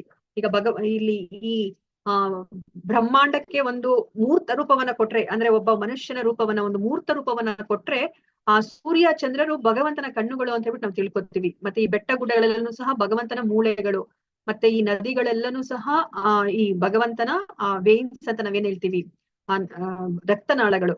ಮತ್ತೆ ಈ ಸಮುದ್ರಗಳೆಲ್ಲನೂ ಸಹ ಭಗವಂತನ ಏನು ನಾಭಿ ಅಂತ ಹೇಳ್ಬಿಟ್ಟು ನಾವ್ ಈ ತರ ಪ್ರತಿಯೊಂದು ಭಾಗಗಳನ್ನ ನಾವು ತಿಳ್ಕೊತೀವಿ. ಆ ಸಸ್ಯರಾಶಿಗಳೆಲ್ಲ ಮತ್ತೆ ಈ ಜನರೆಲ್ಲರೂ ಸಹ ಕೂದ್ಲುಗಳು ಅಂತ ಹೇಳ್ಬಿಟ್ಟು ನಾವು ಪ್ರತಿಯೊಂದು ಭಾಗಗಳನ್ನು ಸಹ ನಾವು ತಿಳ್ಕೊತೀವಿ. ಅದಕ್ಕೆನೆ ಇಲ್ಲಿ ಹೇಳ್ತಾ ಇದ್ರೆ, ಆ ಸೂರ್ಯಚಂದ್ರರು ನಿನ್ನ ಕಣ್ಣುಗಳು, ನಿನಗೆ ಆದಿ ಮಧ್ಯ ಅಂತ್ಯ ಅನ್ನೋದಿಲ್ಲ, ನಿನ್ನ ಮಹಿಮೆಗೆ ಮಿತಿನೇ ಇಲ್ಲ, ನಿನಗೆ ಅಸಂಖ್ಯಾತವಾದ ಬಾಹುಗಳಿದೆ ನೋಡಿ. ಅದಕ್ಕೆ ಅವ್ರಿಗೆ, ಯಾಕಂದ್ರೆ ಎಲ್ಲಿ ನೋಡಿದ್ರು ಸಹ ಅದೇ ಕಾಣಿಸ್ತಿದೆ, ಅದಕ್ಕೆ ಅವ್ರು ಮತ್ತೆ ಮತ್ತೆ ಅದನ್ನೇ ಹೇಳ್ತಾರೆ, ನಿನಗೆ ಅಸಂಖ್ಯಾತವಾದ ಬಾಹುಗಳಿದೆ.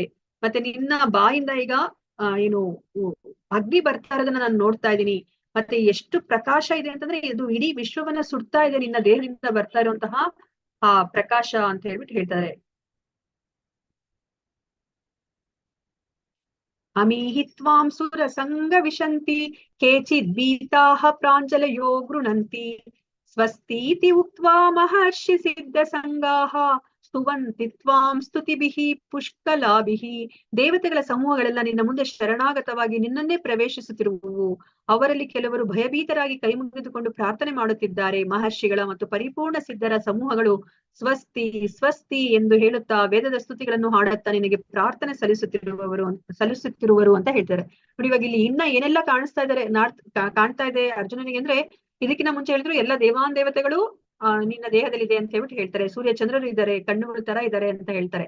ಅದಾದ್ಮೇಲೆ ಆ ಭಗವಂತನ ಆ ಅಲಂಕಾರವನ್ನ ಅವರು ವರ್ಣಿಸ್ತಾರೆ. ಅವರು ಶಂಖ ಚಕ್ರ ಗದಾಧಾರಿಯಾಗಿದ್ದಾರೆ, ಮತ್ತೆ ಎಷ್ಟು ಪ್ರಭೆ ಬರ್ತಿದೆ ಅಂತ ಹೇಳ್ತಾರೆ. ಈಗ ಬೇರೆ ಲೋಕಗಳು ಸಹ ಕಾಣಿಸ್ತಾ ಇದೆ, ಅಲ್ಲಿರೋ ಆ ಜೀವರಾಶಿಗಳೆಲ್ಲ ಏನ್ ಮಾಡ್ತಾ ಇದ್ದಾರೆ ಅಂತ ಹೇಳ್ಬಿಟ್ಟು ಇಲ್ಲಿ ಹೇಳ್ತಾ ಇದಾರೆ ನೋಡಿ. ಇಲ್ಲಿ ಕೆಲವರು ಭಯಭೀತರಾಗಿ ಕೈ ಮುಗಿದ್ಕೊಂಡು ಪ್ರಾರ್ಥನೆ ಮಾಡ್ತಾ ಇದ್ದಾರೆ, ಮತ್ತೆ ದೇವತೆಗಳನ್ನು ಸಹ ಶರಣಾಗತರಾಗಿ ಭಗವಂತನನ್ನ ಅವರು ಪ್ರಾರ್ಥನೆ ಮಾಡ್ತಾ ಇದ್ದಾರೆ. ಮಹರ್ಷಿಗಳನ್ನು ಪ್ರಾರ್ಥನೆ ಮಾಡ್ತಾ ಇದ್ದಾರೆ. ಅವರು ಸ್ವಸ್ತಿ ಸ್ವಸ್ತಿ, ಕಾಪಾಡು ಕಾಪಾಡು ಅಂತ ಹೇಳ್ಬಿಟ್ಟು ಅವರು ಹೇಳ್ತಾ ಇದಾರೆ. ರಕ್ಷಮಾಂ ಅಂತ ಹೇಳ್ಬಿಟ್ಟು ವೇದಗಳ ಸ್ತುತಿಗಳನ್ನ ಅವರು ಹೇಳ್ತಾ ಇದಾರೆ, ಪ್ರಾರ್ಥನೆಯನ್ನ ಸಲ್ಲಿಸ್ತಾ ಇದ್ದಾರೆ ಅಂತ ಹೇಳ್ಬಿಟ್ಟು ಅಂದ್ರೆ ಈ ಲೋಕದಲ್ಲಿ ಇರುವಂತಹ ಅವರೆಲ್ಲಾನು ಏನ್ ಮಾಡ್ತಿದ್ದಾರೆ ಅಂತ ಹೇಳ್ಬಿಟ್ಟು, ಮೂರು ಲೋಕದಲ್ಲಿ ಇರೋರೆಲ್ಲ ಏನ್ ಮಾಡ್ತಿದ್ದಾರೆ ಅಂತ ಹೇಳ್ಬಿಟ್ಟು ಇಲ್ಲಿ ಹೇಳ್ತಾ ಇದ್ದಾರೆ. ರುದ್ರಾದಿತ್ಯ ವಸವೋ ಯೇ ಚ ಸಾಧ್ಯ ವಿಶ್ವೇಶ್ವಿನೌ ಮರುತಶ್ಚೋಷ್ಮ ಪಾಶ್ಚ ಗಂಧರ್ವ ಯಕ್ಷಾಸುರ ಸಿದ್ಧ ಸಂಗಾ ವೀಕ್ಷಂತೆ ತ್ವಾಂ ವಿಸ್ಮಿತಾಶ್ಚೈವ ಸರ್ವೇ. ರುದ್ರರು, ಆದಿತ್ಯರು, ವಸುಗಳು, ಸಾಧ್ಯರು, ವಿಶ್ವೇಶ ದೇವತೆಗಳು, ಇಬ್ಬರು ಅಶ್ವಿನಿ ದೇವತೆಗಳು, ಮರುತರು, ಪಿತೃಗಳು, ಗಂಧರ್ವರು, ಯಕ್ಷರು, ಅಸುರರು ಮತ್ತು ಸಿದ್ಧ ದೇವತೆಗಳು ಬೆರಗಾಗಿ ನಿನ್ನನ್ನು ನೋಡುತ್ತಿದ್ದಾರೆ ನೋಡಿ. ಇವರೆಲ್ಲರೂ ಸಹ ಈ 14 ಲೋಕದಲ್ಲಿ ಇರೋರು, ಅವರೆಲ್ಲರನ್ನು ಸಹ ನಿನ್ನ ನೋಡ್ತಾ ಬೆರಗಾಗಿ ಅವ್ರು ನೋಡ್ತಾ ಇದ್ದಾರೆ ನೋಡಿ. ಅಂದ್ರೆ ಇವರೆಲ್ಲರನ್ನು ಸಹ ನೋಡ್ಬೋದಾಗಿದ್ದು, ಅಂದ್ರೆ ಕೃಷ್ಣ ಇವರೆಲ್ಲರಿಗೂ ಸಹ ನೋಡ್ಲಿಕ್ಕೆ ಅವರು ಅನುಗ್ರಹವನ್ನ ಅವರು ಮಾಡಿದ್ದಾರೆ. ಸೊ ಇವರೆಲ್ಲರನ್ನು ಸಹ ವಿಶ್ವರೂಪದ ದರ್ಶನವನ್ನ ಅವರು ಮಾಡ್ತಾ ಇದ್ದಾರೆ. ರೂಪಂ ಮಹತ್ತೆ ಬಹುವಕ್ತ್ರ ನೇತ್ರಂ ಮಹಾಬಾಹೋ ಬಹುಬಾಹುರುಪಾದಂ ಬಹೂದರಂ ಬಹುದಂಶ್ರಾಕರಾಲಂ ದೃಷ್ಟ್ವಾ ಲೋಕಾಹ ಪ್ರವತಿತಾಸ್ತತಾಹಂ. ಎಲೆ ಮಹಾಬಾಹುವೆ, ಹಲವು ಮುಖಗಳನ್ನ, ಕಣ್ಣುಗಳನ್ನ, ಬಾಹುಗಳನ್ನ, ತೊಡೆಗಳನ್ನ, ಪಾದಗಳನ್ನ, ಉದರಗಳನ್ನ ಮತ್ತು ಕೋರೆ ದಾಡುಗಳನ್ನ ಹೊಂದಿರುವ ನಿನ್ನ ಮಹಾನ್ ರೂಪವನ್ನ ಕಂಡು ದೇವತೆಗಳನ್ನ ಒಳಗೊಂಡಂತೆ ಅವರ ಲೋಕಗಳು ಭಯಗೊಂಡಿವೆ, ಅವರಂತೆ ನಾನು ಭಯಗೊಂಡಿದ್ದೇನೆ ಅಂತ ಹೇಳ್ತಿದ್ದಾರೆ ನೋಡಿ. ಇವಾಗ ದೇವತೆಗಳೆಲ್ಲ ಏನೆಲ್ಲ ನೋಡ್ತಿದ್ದಾರೆ ಅಂತ ಮತ್ತೆ ಇನ್ನೊಂದ್ಸತಿ ಹೇಳ್ತಾ ಇದಾರೆ ಅರ್ಜುನ. ಅವ್ರನ್ನು ಸಹ ಈಗ ಅರ್ಜುನ ಏನ್ ನೋಡಿದಾನೋ ಅದನ್ನೆಲ್ಲ ನೋಡ್ತಾ ಇದ್ದಾರೆ. ಹಲವು ಮುಖಗಳನ್ನ, ಕಣ್ಣುಗಳನ್ನ, ಬಾಹುಗಳನ್ನ, ತೊಡೆಗಳನ್ನ, ಪಾದಗಳನ್ನ, ಉದರಗಳನ್ನ, ಕೋರೆ ದಾಡಿದೆ, ಅದನ್ನ ನೋಡ್ತಾ ಇದ್ದಾರೆ. ಅದಕ್ಕೆ ಅವರು ಎಲ್ಲ ದೇವತೆಗಳು ಸಹ ಈ ನಿನ್ನ ರೂಪವನ್ನ ನೋಡಿ ಭಯಗೊಂಡಿದ್ದಾರೆ. ಮತ್ತೆ ಈ 3 ಲೋಕಗಳು ಸಹ ಭಯಗೊಂಡಿದ್ದಾರೆ. ಅದೇ ತರ ನಾನು ಸಹ ಭಯಗೊಂಡಿದ್ದೀನಿ ಅಂತ ಹೇಳ್ಬಿಟ್ಟು ಇಲ್ಲಿ ಹೇಳ್ತಾ ಇದ್ದಾರೆ ನೋಡಿ. ಇದರಿಂದ ನಮ್ಗೆ ಗೊತ್ತಾಗ್ತಾ ಇದೆ, ಅರ್ಜುನ ಇಲ್ಲಿ ಕನಸು ಕಾಣ್ತಾ ಇಲ್ಲ, ಕುತ್ಕೊಂಡು ಅವರೇ ಏನು ಇಮ್ಯಾಜಿನ್ ಮಾಡ್ಕೊಂಡು ವಿಶ್ವರೂಪವನ್ನ ಅವರು ನೋಡ್ತಾ ಇಲ್ಲ. ಇಲ್ಲಿ 3 ಲೋಕಗಳು ಸಹ ಅರ್ಜುನನ ಜೊತೆ ಈ ವಿಶ್ವರೂಪವನ್ನ ನೋಡ್ತಾ ಇದ್ದಾರೆ. ಅವರು ಸಹ ಭಯಗೊಂಡಿದ್ದಾರೆ. ಅರ್ಜುನ ಯಾಕೆ ಇಲ್ಲಿ ವಿಚಲಿತನಾದ ಅಂತ ಹೇಳ್ಬಿಟ್ಟು ಇಲ್ಲಿ ಪ್ರಶ್ನೆ ಬರ್ತಾ ಇದೆ. ನಾವು ನೋಡೋಣಂತೆ ಮುಂದೆ ಅವರು ಯಾಕೆ ಭಯಗೊಂಡಿದ್ದಾರೆ ಅಲ್ವಾ. ಅರ್ಜುನ ಅವರು ಶುದ್ಧ ಭಕ್ತ ಅಂತಂದ್ರೆ ನಮಗ್ ಗೊತ್ತಿರೋ ಹಾಗೆ ನಿರ್ಭಯ ಅಲ್ವಾ. ಭಯನೇ ಇರ್ಕೂಡ್ದು, ಭಗವಂತ ಜೊತೆಲಿ ಇದ್ಮೇಲೆ ಭಯ ಇರ್ಕೂಡ್ದು. ಆದ್ರೆ ಇಲ್ಲಿ ಅರ್ಜುನ ವಿಚಲಿತನಾಗಿದ್ದಾನೆ. ಯಾಕೆ ಅಂತ ಹೇಳ್ಬಿಟ್ಟು ನಾವು ನೋಡೋಣಂತೆ. ನಭಸ್ಪೃಶಂ ದೀಪ್ತಮನೇಕ ವರ್ಣಂ ವ್ಯಾತಾನನಂ ದೀಪ್ತ ವಿಶಾಲ ನೇತ್ರಂ ದೃಷ್ಟ್ವಾ ಹಿ ತ್ವಾಂ ಪ್ರವತಿತಾಂತರ್ ಆತ್ಮ ಧೃತಿಂ ನ ವಿಂದಾಮಿ ಶಮಂ ಚ ವಿಷ್ಣು. ಸರ್ವಾಂತರ್ಯಾಮಿಯಾದ ವಿಷ್ಣುವೇ, ಆಕಾಶವನ್ನು ಮುಟ್ಟುತ್ತಿರುವ ನಿನ್ನ ಅನೇಕ ಉಜ್ವಲ ವರ್ಣಗಳು, ತೆರೆದಿರುವ ನಿನ್ನ ಬಾಯಿಗಳು, ನಿನ್ನ ವಿಶಾಲವಾದ ಹೊಳೆಯುತ್ತಿರುವ ಕಣ್ಣುಗಳು, ಇವೆಲ್ಲವನ್ನ ಕಂಡು ನನ್ನ ಮನಸ್ಸು ಭಯದಿಂದ ತಲ್ಲಣಗೊಂಡಿದೆ. ನನ್ನ ಕೃತಿಯನ್ನಾಗಲಿ ಸಮಚಿತ್ತವನ್ನಾಗಲಿ ಉಳಿಸಿಕೊಳ್ಳಲಾರೆ ಅಂತ ಹೇಳ್ತಾ ಇದಾರೆ ನೋಡಿ. ಅಂದ್ರೆ ಏನನ್ನ ನೋಡಿ ಅವ್ರು ಭಯ ಪಡ್ಕೊಳ್ತಾ ಇದಾರೆ ಅಂತಂದ್ರೆ, ಈಗ ಭಗವಂತನ ಆ ವಿಶ್ವರೂಪ ಆಕಾಶವನ್ನ ಮುಟ್ತಾ ಇದೆ. ಅವ್ರಿಗೆ ಆದಿ ಅಂತ್ಯ ಗೊತ್ತಾಗ್ತಾ ಇಲ್ಲ ಅಲ್ವಾ. ಬಣ್ಣಗಳು, ಉಜ್ವಲವಾದ ಬಣ್ಣಗಳು ಇದೆ. ಮತ್ತೆ ಬಾಯೆಲ್ಲ ತೆಕ್ಕೊಂಡಿದೆ, ಅದರಿಂದ ಬೆಂಕಿ ಬರ್ತಾ ಇದೆ ಅಲ್ವಾ. ಅದರಿಂದ ಆ ಜ್ವಾಲೆಯಿಂದ ಇಡೀ ಅದರ ಶಾಖ ಇಡೀ ವಿಶ್ವವನ್ನೇ ಅದು ಸುಡ್ತಾ ಇದೆ. ಮತ್ತೆ ಭಗವಂತನ ಕಣ್ಣುಗಳು ಹೊಳಿತಾ ಇದೆ. ನಾವ್ ನೋಡಿದ್ವಿ ಸೂರ್ಯ ಚಂದ್ರರಿಗೆ ಹೋಲಿಸ್ಕೋಬಹುದು ಅಂತ ಹೇಳ್ಬಿಟ್ಟು. ಮತ್ತೆ ಇದನ್ನೆಲ್ಲ ನೋಡಿ ಅರ್ಜುನನ ಮನಸ್ಸು ಭಯದಿಂದ ತಲ್ಲಣಗೊಂಡಿದೆ. ಅವನಿಗೆ ಇವಾಗ ಅವನ ಮನಸ್ಸು ಇವಾಗ ಸಮಚಿತ್ತದಲ್ಲಿ ಇಲ್ಲ, ಅದನ್ನ ಅವರು ಹೇಳ್ತಾ ಇದ್ದಾರೆ. ಮತ್ತೆ ಇವಾಗ ಏನನ್ನ ನೋಡ್ತಾ ಇದ್ದಾರೆ, ತುಂಬಾ ಭೀಕರವಾದದನ್ನ ನೋಡ್ತಾ ಇದ್ದಾರೆ. ಏನನ್ನ ನೋಡ್ತಾ ಇದ್ದಾರೆ, ಅಮೀಚತ್ವಾಂ ಧೃತರಾಷ್ಟ್ರಸ್ಯ ಪುತ್ರಾಹ ಸರ್ವೇ ಸಹೈವಾವನಿಪಾಲ ಸಂಗೈಹಿ ಭೀಷ್ಮೋ ದ್ರೋಣ ಸೂತ ಪುತ್ರಸ್ತಥಾಸೌ ಸಹಸ್ಮದೀಯೈರಪಿ ಯೋಧ ಮುಖೈಹಿ ವಕ್ತ್ರಾಣಿ ತೇ ತ್ವರಮಾಣ ವಿಶಂತಿ ದಂಶ್ರಾಕರಾಲಾನಿ ಭಯಾನಕಾನಿ ಕೇಚಿದ್ ವಿಲಗ್ನಾ ದಶನಾಂತರೇಷು ಸಂದೃಶ್ಯಂತೆ ಚೂರ್ಣಿತೈರ್ ಉತ್ತಮಾಂಗೈಹಿ. ಧೃತರಾಷ್ಟ್ರನ ಎಲ್ಲ ಪುತ್ರರು, ಅವರ ಸ್ನೇಹಿತರಾದ ರಾಜರುಗಳು ಭೀಷ್ಮ, ದ್ರೋಣ ಮತ್ತು ಕರ್ಣರು, ನಮ್ಮ ಮುಖ್ಯ ಯೋಧರು ನಿನ್ನ ಭಯಂಕರ ಬಾಯಿಗಳನ್ನ ವೇಗವಾಗಿ ಪ್ರವೇಶಿಸುತ್ತಿದ್ದಾರೆ. ನಿನ್ನ ಹಲ್ಲಿನ ಸಂದುಗಳಲ್ಲಿ ಸಿಕ್ಕಿಕೊಂಡು ಪುಡಿ ಪುಡಿಯಾದ ಕೆಲವರ ತಲೆಗಳನ್ನ ಕಾಣುತ್ತಿದ್ದೇನೆ. ನೋಡಿ ಯಾಕೆ ಅವ್ರಿಗೆ ತುಂಬಾ ಭಯಭೀತರಾಗಿದ್ದಾರೆ ಅಂತಂದ್ರೆ, ಇಲ್ಲಿ ವಿಶ್ವರೂಪದಲ್ಲಿ ನೋಡಿ ಇವಾಗ ಯಶೋತ್ತಮಾತನು ನೋಡಿದ್ರು ಅಲ್ವಾ. ಮತ್ತೆ ಕೌರವರು ಸಹ ಆ ಸಭೆಯಲ್ಲಿ ನೋಡಿದ್ರು. ಅವ್ರು ಯಾರನ್ನು ಭಯಭೀತರಾಗ್ಲಿಲ್ಲ ಅಲ್ವಾ. ಅದು ಅದ್ಭುತವಾಗಿ ಅದು ಇತ್ತು. ಈಗ ಇಲ್ಲಿ ತನಕ ನೋಡಿರೋ ಅರ್ಜುನ ಏನ್ ನೋಡಿದ್ನೋ ಅದನ್ನು ಸಹ ಅದ್ಭುತವಾಗೇ ಇತ್ತು. ಈಗ ಅವನು ಏನನ್ನ ನೋಡ್ತಾ ಇದ್ದಾನೆ ಆ ವಿಶ್ವರೂಪದಲ್ಲಿ ಅಂತಂದ್ರೆ, ಆ ಮುಂದಿನ ಭವಿಷ್ಯತನ ನೋಡ್ತಾ ಇದ್ದಾನೆ. ಅಂದ್ರೆ ಭಗವಂತನ ಕಾಲರೂಪವನ್ನ ನೋಡ್ತಾ ಇದ್ದಾನೆ. ಆ ಕಾಲರೂಪವನ್ನ ನೋಡಿ ಅವನು ಭಯಭೀತನಾಗಿದ್ದಾನೆ. ಯಾಕಂದ್ರೆ ಅಲ್ಲಿ ಎಲ್ಲಾ ಸೈನಿಕರು, ಅಲ್ಲಿ ನೆರೆದಿರುವಂತಹ ಆ 18 ಅಕ್ಷೋಹಿಣಿ ಸೈನ್ಯದಲ್ಲಿ ಕೆಲವರನ್ನ ಬಿಟ್ಟು ಎಲ್ಲರೂ ಸಹ ಆ ಭಗವಂತನ ಬಾಯಿಯೊಳಗಡೆ ವೇಗವಾಗಿ ಅವರು ಪ್ರವೇಶಿಸಿದ್ದಾರೆ. ವೇಗವಾಗಿ ಪ್ರವೇಶಿಸ್ಬೇಕಾದ್ರೆ ಅವರ ತಲೆ ಆ ಭಗವಂತನ ಹಲ್ಲಿನ ಸಂಧಿಗಳ ಮಧ್ಯೆ ಸಿಕ್ಕಾಕೋತಾ ಇದೆ. ಅದನ್ನೆಲ್ಲ ನೋಡ್ತಾ ಇದ್ದಾನೆ. ಮತ್ತೆ ಅವರ ಪ್ರೀತಿ ಪಾತ್ರರಾದ ಯಾರು ಭೀಷ್ಮ, ದ್ರೋಣ, ಅವರೆಲ್ಲರನ್ನೂ ಸಹ ಭಗವಂತನ ಬಾಯಿ ಒಳಗಡೆ ಹೋಗ್ತಾ ಇದ್ದಾರೆ. ಮತ್ತೆ ಎಲ್ಲ ರಾಜರು, ಮತ್ತೆ ಅವ್ರ ಕಡೆಯವರು, ಪಾಂಡವರ ಕಡೆ, ಕೌರವರ ಕಡೆಯವರು ಒಬ್ಬರೇ ಅಲ್ಲ, ಪಾಂಡವರ ಕಡೆಯವರು ಸಹ ಅಲ್ಲಿ ಭಗವಂತನ ಬಾಯನ್ನ ವೇಗವಾಗಿ ಅವರು ಪ್ರವೇಶ ಮಾಡ್ತಾ ಇದ್ದಾರೆ. ಅದಕ್ಕೇನೆ ಇದನ್ನ ನೋಡಿ ಅವ್ರಿಗೆ ಭಯಭೀತರಾಗ್ತಾ ಇದ್ದಾರೆ ಅರ್ಜುನ. ಅಲ್ಲಿ ಎಷ್ಟು ವೇಗವಾಗಿ ಹೋಗ್ತಿದ್ದಾರೆ ಅಂತ ಹೇಳ್ಬಿಟ್ಟು ಇಲ್ಲಿ 2 ಸಾಮ್ಯತೆಗಳನ್ನ ಕೊಡ್ತಾ ಇದ್ದಾರೆ. ಅದೇನಂತ ಹೇಳ್ಬಿಟ್ಟು ನೋಡೋಣಂತೆ. ಯಥಾ ನದೀನಾ ಬಹುವೋ ಅಂಬು ವೇಗಾಹ ಸಮುದ್ರಂ ಏವಾಭಿಮುಖಾ ದ್ರವಂತಿ ತಥಾ ತವಾಮಿ ನರಲೋಕ ವೀರ ವಿಶಂತಿ ವಕ್ತ್ರಾಣಿ ಅಭಿವಿಜ್ವಲಂತಿ. ನದಿಗಳ ಅಧಿಕ ಸಂಖ್ಯೆಯ ಅಲೆಗಳು ಸಮುದ್ರದೊಳಕ್ಕೆ ಹರಿಯುವಂತೆ ಈ ಎಲ್ಲ ಮಹಾಯೋಧರು ಪ್ರಜ್ವಲಿಸುತ್ತ ನಿನ್ನ ಬಾಯಿಗಳನ್ನ ಪ್ರವೇಶಿಸುತ್ತಿರುವವರು ಅಂತ ಹೇಳ್ತಾ ಇದ್ದಾರೆ. ನೋಡಿ ಇಲ್ಲಿ ಏನಕ್ಕೆ ಹೋಲಿಸ್ತಾ ಇದ್ರೆ, ಇವಾಗ ನದಿಗಳು ಹೇಗೆ ಅದು ಸಮುದ್ರಕ್ಕೆ ಹೋಗಿ ಅದು ಸೇರ್ಕೊಳುತ್ತೆ ಅಲ್ವಾ.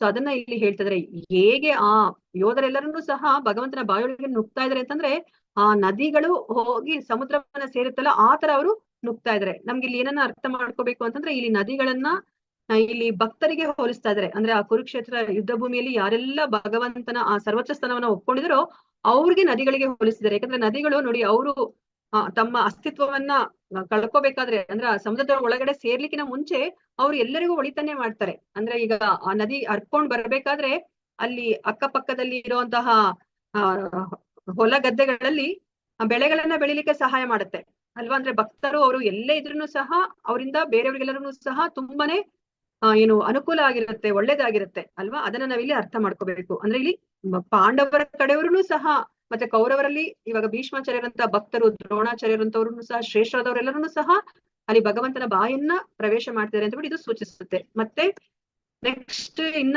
ಯಾವ್ದಕ್ಕೆ ಉಪಮೇಯವನ್ನ ಕೊಡ್ತಾ ಇದಾರೆ ಇಲ್ಲಿ ಅಂತಂದ್ರೆ, ಯಥಾ ಪ್ರದೀಪ್ತಂ ಜ್ವಲನಂ ಪತಂಗ ವಿಶಂತಿ ನಾಶಾಯ ಸಮೃದ್ಧ ವೇಗಾಃ ತಥೈವ ನಾಶಾಯ ವಿಶಂತಿ ಲೋಕಾಸ್ತವಾಪಿ ವಕ್ತ್ರಾಣಿ ಸಮೃದ್ಧ ವೇಗಾಃ. ಪತಂಗಗಳು ತಮ್ಮ ನಾಶಕ್ಕಾಗಿ ಉರಿಯುತ್ತಿರುವ ಜ್ವಾಲೆಯನ್ನು ವೇಗವಾಗಿ ಪ್ರವೇಶಿಸುವಂತೆ ಎಲ್ಲ ಜನರು ನಿನ್ನ ಬಾಯಿಯೊಳಗೆ ವೇಗವಾಗಿ ಧಾವಿಸುತ್ತಿರುವರು ಅಂತ ಹೇಳ್ತಾರೆ. ಅಂದ್ರೆ ಇದನ್ನ ಅವರು ಕೌರವರಿಗೆ ಮತ್ತೆ ಯಾರು ಭಗವಂತನ ಸರ್ವೋಚ್ಚ ಸ್ಥಾನವನ್ನ ಒಪ್ಕೊಳ್ಳೋದಿಲ್ವೋ ಅವ್ರಿಗೆ ಇಲ್ಲಿ ಸೂಚಿಸ್ತಾ ಇದ್ದಾರೆ. ಅಂತಂದ್ರೆ ಇವಾಗ ಈ ಪತಂಗಗಳು ಏನು ಆ ಬೆಳಕು ಎಲ್ಲಿರುತ್ತೋ ಅದನ್ನ ನೋಡ್ಬಿಟ್ಟು ವೇಗವಾಗಿ ಹೋಗಿ ಅಲ್ಲಿ ತಮ್ಮನ್ನ ತಾವು ಏನು ಸುಟ್ಕೊಂಡು ಬೂದಿ ಮಾಡ್ಕೊಂಡ್ಬಿಡ್ತಾರೆ. ಅಂದ್ರೆ ಅಲ್ಲಿ ಅವ್ರು ನಾಶವಾಗಿ ಹೋಗ್ತಾರೆ, ಯಾರಿಗೂ ಏನು ಪ್ರಯೋಜನ ಇಲ್ಲ ಅಲ್ವಾ. ಅದೇ ತರನೇ ಇಲ್ಲಿ ಯಾರು ಅಭಕ್ತರಿದ್ದಾರೆ ಮತ್ತೆ ಕೃಷ್ಣನ ಸರ್ವೋಚ್ಚ ಸ್ಥಾನವನ್ನು ಒಪ್ಕೋತಾ ಇಲ್ವೋ ಅವರು ಈ ಯುದ್ಧ ಭೂಮಿಯಲ್ಲಿ ಅವರು ತಮ್ಮ ನಾಶವನ್ನ ಅವರು ಅಂದ್ರೆ ನಾಶ ಹೊಂದುತ್ತಾ ಇದ್ದಾರೆ ಅಂತ ಹೇಳ್ಬಿಟ್ಟು ನಮ್ಗೆ ಇದು ಸೂಚಿಸುತ್ತೆ. ಅಖ್ಯಾಹಿಮೇಕೋ ಭವಾನ್ ಉಗ್ರ ರೂಪೋ ನಮೋಸ್ತು ತೇ ದೇವ ವರ ಪ್ರಸೀದ ವಿಜ್ಞಾತುಮಿಚ್ಚಾಮಿ ಭವಂತ ಮಾಧ್ಯಂ ನಹಿ ಪ್ರಜಾನಾಮಿ ತವ ಪ್ರವೃತ್ತಿಂ. ಪ್ರಭುಗಳ ಪ್ರಭುವೇ, ಉಗ್ರ ರೂಪನೇ, ದಯವಿಟ್ಟು ನೀನು ಯಾರು ಎಂದು ಹೇಳು. ನಾನು ನಿನಗೆ ಪ್ರಣಾಮ ಮಾಡುತ್ತೇನೆ, ದಯವಿಟ್ಟು ನನ್ನಲ್ಲಿ ಕೃಪೆ ಮಾಡು. ನೀನು ಆದಿಪುರುಷನು, ನಿನ್ನ ಉದ್ದೇಶವನ್ನು ನಾನು ತಿಳಿಯಲಾರೆನು, ಆದ್ದರಿಂದ ನಿನ್ನನ್ನು ತಿಳಿಯಬೇಕೆಂದು ಬಯಸುತ್ತಿದ್ದೇನೆ ಅಂತ ಹೇಳ್ತಾ ಇದ್ದಾರೆ ಅಲ್ವಾ. ಸೇವಕ ನೋಡಿ ನಮ್ಗೆ ಭಗವಂತ ಸೃಷ್ಟಿ ಸ್ಥಿತಿ ಲಯವನ್ನು ಮಾಡ್ತಾರೆ ನೋಡಿ. ಇಲ್ಲಿ ಅರ್ಜುನನೇ ಆ ಲಯದ ರೂಪವನ್ನ ನೋಡ್ಲಿಕ್ಕೆ ಸಾಧ್ಯ ಆಗ್ತಿಲ್ಲ ಅಲ್ವಾ. ಆ ಕಾಲ ರೂಪವನ್ನ ನೋಡ್ಲಿಕ್ಕೆ ಸಾಧ್ಯ ಇಲ್ಲ. ಕಾಲ ಎಲ್ಲವನ್ನ ಆಪೋಷಣೆ ಮಾಡುತ್ತೆ ಅಲ್ವಾ. ಭಕ್ತರು ಅಭಕ್ತರು ಬ್ರಾಹ್ಮಣರು ಎಲ್ಲ ಏನನ್ನೂ ನೋಡೋದಿಲ್ಲ ಅಲ್ವಾ. ಎಲ್ಲರನ್ನೂ ಸಹ ಅದು ಕಾಲ ಅನ್ನೋದು ನಾಶ ಮಾಡುತ್ತೆ. ಈ ಭೌತಿಕ ಪ್ರಪಂಚದಲ್ಲಿ ಯಾರೆಲ್ಲ ಹುಟ್ಟಿದಾರೋ ಅವರೆಲ್ಲರನ್ನೂ ಸಹ ಅವರು ಸಾಯ್ಲೇಬೇಕಾಗತ್ತೆ ಅಲ್ವಾ. ಆದ್ರೆ ನೋಡಿ ಅರ್ಜುನನಿಗೆ ಈ ಕಾಲ ರೂಪವನ್ನ ನೋಡಿ ಅವನು ತಲ್ಲಣಗೊಂಡಿದ್ದಾನೆ. ಅವನಿಗೆ ಮನಸ್ಸು ಸಮಸ್ಥಿತಿಯಲ್ಲೇ ಇಲ್ಲ. ಅದಕ್ಕೆ ನೋಡಿ ಕೇಳ್ತಾ ಇದ್ದಾನೆ ಅವನು, ನೀನ್ ಯಾರು, ನೀನ್ ಯಾವ ಉದ್ದೇಶಕ್ಕೆ ನೀನ್ ಬಂದಿದ್ಯಾ ಅಂತ ಹೇಳ್ಬಿಟ್ಟು ಇಲ್ಲಿ 2 ಪ್ರಶ್ನೆಗಳನ್ನ ಕೇಳ್ತಾ ಇದ್ದಾರೆ ಅಲ್ವಾ. ನೋಡಿ ಅವರೇ ಕೇಳಿದ್ದಾರೆ ಭಗವಂತನಿಗೆ ನಿನ್ನ ರೂಪವನ್ನು ತೋರಿಸು ಅಂತ. ಈಗ ಮತ್ತೆ ನೋಡಿ ಎಂತಹ ಪ್ರಶ್ನೆಯನ್ನ ಕೇಳ್ತಾ ಇದ್ದಾರೆ ಅಲ್ವಾ. $1,000,000 ಕ್ವಶನ್ ಅಂತ ಹೇಳ್ತಾರೆ ಅಲ್ವಾ. ನೀನ್ ಯಾರು ಅಂತ ಹೇಳ್ಬಿಟ್ಟು ಹೇಳ್ತಾ ಇದ್ದಾರೆ, ಮತ್ತೆ ನಿನ್ನ ಉದ್ದೇಶ ಏನು ಅಂತ ಹೇಳ್ಬಿಟ್ಟು ಕೇಳ್ತಾ ಇದ್ದಾರೆ. ಸೊ ನೋಡೋಣಂತೆ ಈಗ ಕೃಷ್ಣ ಏನ್ ಹೇಳ್ತಾರೆ ಅಂತ ಹೇಳ್ಬಿಟ್ಟು. ಶ್ರೀ ಭಗವಾನುವಾಚ ಕಾಲೋಸ್ಮಿ ಲೋಕ ಕ್ಷಯಕೃತ್ ಪ್ರವೃದ್ಧೋ ಲೋಕಾನ್ ಸಮಾಹರ್ತುಮಿಹ ಪ್ರವೃತ್ತಃ ಋತೇಪಿ ತ್ವಾಂ ನ ಭವಿಷ್ಯಂತಿ ಸರ್ವೇ ಯೇ ಅವಸ್ಥಿತಾಃ ಪ್ರತಿ ಅನಿಕೇಶು ಯೋಧಾಃ. ದೇವೋತ್ತಮ ಪರಮಪುರುಷನು ಹೀಗೆ ಹೇಳಿದನು, ನಾನು ಕಾಲನು, ಎಲ್ಲ ಲೋಕಗಳ ಮಹಾನ್ ಕ್ಷಯಕಾರಿಯು, ಎಲ್ಲ ಜನರನ್ನು ನಾಶ ಮಾಡಲು ಇಲ್ಲಿಗೆ ಬಂದಿದ್ದೇನೆ. ನಿಮ್ಮನ್ನು ಪಾಂಡವರನ್ನು ಬಿಟ್ಟು 2 ಪಕ್ಷಗಳ ಎಲ್ಲ ಯೋಧರು ಕೊಲ್ಲಲ್ಪಡುವರು ಅಂತ ಹೇಳ್ತಾ ಇದ್ದಾರೆ ನೋಡಿ. ಇಲ್ಲಿ ಕೃಷ್ಣ ಏನ್ ಹೇಳ್ತಾರೆ, ಅವ್ರು ಕಾಲನಾಗಿ ಬಂದಿದ್ದಾರೆ. ಇವಾಗ ನಾವೇನಾದ್ರೂ ಭಕ್ತಿಯನ್ನ ಮಾಡ್ಲಿಲ್ಲ ಅಂತಂದ್ರೆ ನಾವು ಭಗವಂತನ ಆ ಸುಂದರ ರೂಪವನ್ನ ನಾವು ನಮ್ಮ ಜೀವನದಲ್ಲಿ ನಾವು ನೋಡೇ ಇರೋದಿಲ್ಲ ಅಲ್ವಾ. ಆದ್ರೂ ಸಹ ಯಾರೇ ಆಗ್ಲಿ ಅವರು ಭಗವಂತನ ಸಂಪರ್ಕಕ್ಕೆ ಬರ್ಲೇಬೇಕು. ಅವರು ಭಕ್ತರಿಲ್ಲ ಅಂತಂದ್ರೆ ಆ ಸಾಯುವ ಸಮಯದಲ್ಲಿ ಅವರು ಕಾಲನಾಗಿ ಅವರನ್ನ ಭೇಟಿ ಮಾಡ್ತಾರೆ ಕೃಷ್ಣನನ್ನ ಅಲ್ವಾ. ನಾವ್ ಇದಕ್ಕಿಂತ ಮುಂಚೆ ನಾವು ತಿಳ್ಕೊಂಡ್ವಿ ಅಲ್ವಾ. ಸೊ ಭಕ್ತರಿಗೂ ಮತ್ತೆ ಅಭಕ್ತರಿಗೂ ಆ ಮೃತ್ಯು ಅನ್ನೋದು ಎಲ್ಲಿ ವ್ಯತ್ಯಾಸ ಇರುತ್ತೆ ಅಂತ ನಾವು ತಿಳ್ಕೊಂಡ್ವಿ ಅಲ್ವಾ. ಇವಾಗ ಬೆಕ್ಕು ಅದು ತನ್ನ ಮರಿಯನ್ನ ಬಾಯಲ್ಲಿ ಕಚ್ಕೊಂಡ್ ಬಂದಾಗ ಆ ಬೆಕ್ಕಿನ ಮರಿಗೆ ಏನೂ ಭಯ ಆಗೋದಿಲ್ಲ, ಯಾಕಂದ್ರೆ ಗೊತ್ತು ನನಗೆ ಅಮ್ಮನ ರಕ್ಷಣೆಯಲ್ಲಿ ನಾನು ಇದೀನಿ ಅಂತ ಹೇಳ್ಬಿಟ್ಟು ಅದು ವಿಲವಿಲ ಒದ್ದಾಡೋದಿಲ್ಲ. ಅದೇನೆ ಬೆಕ್ಕು ಇವಾಗ ಒಂದು ಇಲಿಯನ್ನ ಎತ್ಕೊಂಡ್ ಬಂದಾಗ ಆ ಇಲಿ ವಿಲವಿಲ ಒದ್ದಾಡುತ್ತೆ, ಯಾಕಂದ್ರೆ ಅದಕ್ಕೆ ಗೊತ್ತು ನಾನು ನನ್ನ ಪ್ರಾಣವನ್ನ ಕಳ್ಕೊತಾ ಇದ್ದೀನಿ ಅಂತ ಹೇಳ್ಬಿಟ್ಟು ಅಲ್ವಾ. ಸೊ ಇವಾಗ ಭಕ್ತರಿಗೆ ಗೊತ್ತು, ನನಗೆ ಈ ಜನ್ಮದಲ್ಲಿ ನಾನು ಪರಿಪೂರ್ಣವಾದ ಭಕ್ತಿಯನ್ನ ಮಾಡಿಲ್ಲ ಅಂತಂದ್ರೂ ನಾನು ಮನುಷ್ಯ ಜನ್ಮವನ್ನಾದ್ರೂ ನಾನು ಪಡಿತೀನಿ ಅಂತ ಅವ್ರಿಗೆ ಗೊತ್ತಿರುತ್ತೆ. ನಾನು ಪರಿಪೂರ್ಣ ಭಕ್ತಿ ಮಾಡಿದ್ರೆ ನಾನು ಭಗವಂತನ ಲೋಕಕ್ಕೆ ಹೋಗ್ತೀನಿ ಅಂತ ಅವ್ರಿಗೆ ಗೊತ್ತಿರುತ್ತೆ. ಸೊ ಭಗವಂತ ನಮ್ಮನ್ನ ನಮೇ ಭಕ್ತ ಪ್ರಣಶ್ಯತಿ, ಕೃಷ್ಣ ಹೇಳಿದ್ದಾರೆ ಅಲ್ವಾ, ನನ್ನ ಭಕ್ತ ಯಾವತ್ತೂ ನಾಶ ಆಗೋದಿಲ್ಲ, ಅದನ್ನ ನೀನು ಘೋಷಿಸು ಅರ್ಜುನ ಅಂತ ಹೇಳಿದ್ದಾರೆ ಅಲ್ವಾ. ಅದಕ್ಕೆ ಭಕ್ತರಿಗೆ ಭಯ ಅನ್ನೋದಿಲ್ಲ, ಮೃತ್ಯು ಅಂದ್ರೆ ಅವ್ರಿಗೆ ಭಯ ಅನ್ನೋದು ಇಲ್ಲ. ಅವರು ಭಗವಂತನ ಮಡಿದಲ್ಲಿ ನಾನು ಇದೀನಿ ಅಂತ ಹೇಳ್ಬಿಟ್ಟು ಅವ್ರಿಗೆ ಗೊತ್ತಿರುತ್ತೆ. ಸೊ ಅದಕ್ಕೆ ಇಲ್ಲಿ ಏನನ್ನ ಹೇಳ್ತಾ ಇದ್ದಾರೆ, ಎಲ್ಲ ಜನರನ್ನ ನಾಶ ಮಾಡಲು ಬಂದಿದ್ದೇನೆ. ಯಾಕಂದ್ರೆ ಭಕ್ತರೇ ಆಗ್ಲಿ ಅಭಕ್ತರೇ ಆಗ್ಲಿ ಅವರೆಲ್ಲರನ್ನೂ ಸಹ ಹುಟ್ಟಿದ ಮೇಲೆ ಅವರು ಸಾಯ್ಲೇಬೇಕಾಗತ್ತೆ. ಎಲ್ಲರನ್ನ ನಾಶ ಮಾಡ್ಲಿಕ್ಕೆ ಬಂದಿದ್ದೀನಿ, ನಿಮ್ಮನ್ನ ಅಂದ್ರೆ ಪಾಂಡವರನ್ನ ಮಾತ್ರ ಬಿಟ್ಟು ಅಂತ ಹೇಳ್ತಾ ಇದಾರೆ. ಸೊ ಇಲ್ಲಿ ನಾವು ಕಾಲನಾಗಿ ನಾವು ಇಲ್ಲಿ ಭಗವಂತನನ್ನ ನಾವು ನೋಡ್ತಾ ಇದೀವಿ. ಸೊ ಕಾಲ ಅಂದ್ರೆ ನಾವು ಟೈಮ್ ಅಂತ ನಾವು ಹೇಳ್ತೀವಿ ಅಲ್ವಾ. ಸೊ ಇವಾಗ ಆ ಟೈಮ್ ಅಂತ ಏನಿದೆ ಅದನ್ನು ಸಹ ಭಗವಂತನ ಶಕ್ತಿ ಅಲ್ವಾ. ಇವಾಗ ನಾವ್ ಯಾರನ್ನಾದ್ರೂ ಭಗವದ್ಗೀತೆ ಕ್ಲಾಸ್ಗೆ ಬನ್ನಿ ಅಂತಂದ್ರೆ ಅವ್ರು ಏನ್ ಹೇಳ್ತಾರೆ, ನನಗ್ ಟೈಮ್ ಇಲ್ಲಪ್ಪ, ನಾನ್ ಫುಲ್ ಬಿಸಿ ಅಂತ ಹೇಳ್ತಾರೆ ಅಲ್ವಾ. ಅಕಸ್ಮಾತ್ ಟೈಮ್ ಇದ್ರೂ ಸಹ ಅವ್ರು ಯಾವ್ದಾದ್ರು ಒಂದು ಎಂಟರ್ಟೈನ್ಮೆಂಟ್ ಪ್ರೋಗ್ರಾಮ್ ಅನ್ನ ನೋಡ್ಲಿಕ್ಕೆ ಇಷ್ಟಪಡ್ತಾರೆ ಹೊರತು ಭಗವದ್ಗೀತೆ ಕ್ಲಾಸ್ಗೆ ಅವರು ಬರೋದಿಲ್ಲ ಅಲ್ವಾ. ಇಲ್ಲ ಅಂತಂದ್ರೆ ಅವರು ರಜೋಗುಣದಲ್ಲಿದ್ರೆ ಅವ್ರು ಹೆಚ್ಚು ಕೆಲಸ ಮಾಡಿ ಹೆಚ್ಚು ಹಣವನ್ನ ಸಂಪಾದನೆ ಮಾಡ್ಲಿಕ್ಕೆ ಅವರು ಆ ಸಮಯವನ್ನ ಅವರು ಉಪಯೋಗಿಸ್ತಾರೆ. ತಮೋಗುಣದಲ್ಲಿರೋರು ಅವ್ರು ನಿದ್ದೆ ಮಾಡ್ಲಿಕ್ಕೆ ಅವರು ಉಪಯೋಗಿಸ್ತಾರೆ ಅಲ್ವಾ. ಆದ್ರೆ ಅವ್ರು ಅರ್ಥ ಮಾಡ್ಕೋಬೇಕು ಅಲ್ವಾ, ಈ ಕಾಲ ಅನ್ನೋದು ನಮ್ದಲ್ಲ, ಭಗವಂತನದು, ಭಗವಂತನ ಶಕ್ತಿ. ಸೊ ಭಗವಂತನ ಶಕ್ತಿಯನ್ನ ನಾವು ಭಗವಂತನಿಗೆ ಉಪಯೋಗಿಸ್ಬೇಕು ಅಲ್ವಾ. ಸೊ ಇವಾಗ ನಮ್ಮ ಮನೆಗೆ ಯಾರಾದ್ರೂ ನಾವು ಕೆಲಸದವ್ರನ್ನ ಇಟ್ಕೊಂಡಾಗ ಆ ಕೆಲಸದವ್ರಿಗೆ ನಾವು ಹಿಂಗೆ ಅಂದ್ರೆ 6 to 2 o'clock ತನಕ ನೀವು ಕೆಲಸ ಮಾಡ್ಬೇಕು ಅಂತ ಹೇಳಿದಾಗ ಅವ್ರೇನಾದ್ರೂ ಸಹ ಅವ್ರ ಕೆಲಸ ಮಾಡ್ಕೊಂಡಾಗ ನಮ್ಗೆ ಹೆಂಗ್ ಅನ್ಸುತ್ತೆ ಅಲ್ವಾ.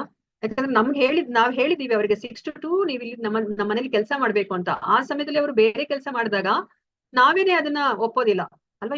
ಈಗ ನಾವೇನ್ ಮಾಡ್ತಾ ಇದೀವಿ, ಭಗವಂತನ ಸಮಯವನ್ನ ಭಗವಂತನಿಗೆ ಕೊಡ್ಬೇಕು ಅಲ್ವಾ. ಸೊ ಇವಾಗಾದ್ರೆ ನಾವ್ ಅದನ್ನ ಮಾಡ್ತಾ ಇಲ್ಲ. ನಾವು ಭಗವಂತನ ಸಮಯವನ್ನ ಭಗವಂತನಿಗೆ ಕೊಟ್ರೆ ಆ ಭಗವಂತ ಅದನ್ನ ಜಾಸ್ತಿ ಮಾಡ್ತಾರಂತೆ. ಆ ಸಮಯವನ್ನ ನೋಡಿ 24 ಗಂಟೆಗಳೇ ಇದ್ರೂನು ನಮ್ಗೆ ಅದನ್ನ ಸಮಯವನ್ನ ಅವರು ಎಕ್ಸ್ಪ್ಯಾಂಡ್ ಮಾಡ್ತಾರೆ ಅಂತ ಹೇಳ್ಬಿಟ್ಟು ಹೇಳ್ತಾರೆ. ಮತ್ತೆ ನಮ್ಗೆ ಇಲ್ಲಿ ಭಕ್ತಿವಿನೋದ ಠಾಕೂರ್ ಅವರು ಶ್ರೀಲ ಪ್ರಭುಪಾದ ಅವರ ಗುರುಗಳು ಭಕ್ತಿ ಸರಸ್ವತಿ ಠಾಕೂರ್ ಇದಾರಲ್ಲ, ಅವರ ತಂದೆ. ಅವ್ರು ಸಹ ಮಹಾನ್ ಭಕ್ತರು. ಅವರು ಮ್ಯಾಜಿಸ್ಟ್ರೇಟ್ ಆಗಿರ್ತಾರೆ, ಅವರು ಗೃಹಸ್ಥರಾಗಿರ್ತಾರೆ, ಅವ್ರ ಮನೆಯಲ್ಲಿನೂ ಸಹ 10 ಜನ ಮಕ್ಳಿರ್ತಾರೆ. ಆದ್ರೂ ಸಹ ಅವರು ಈ ಭಕ್ತಿ ಮಾರ್ಗದಲ್ಲಿ ಅವರು ತಮ್ಮನ್ನ ತಾವು ತೊಡಗಿಸ್ಕೊಂಡಿರ್ತಾರೆ. ಅವ್ರು ಹೇಳ್ತಾರೆ, ಅಂದ್ರೆ ಅವ್ರು ಮ್ಯಾಜಿಸ್ಟ್ರೇಟ್ ಕೆಲಸವನ್ನ ಮಾಡ್ತಿರ್ತಾರೆ.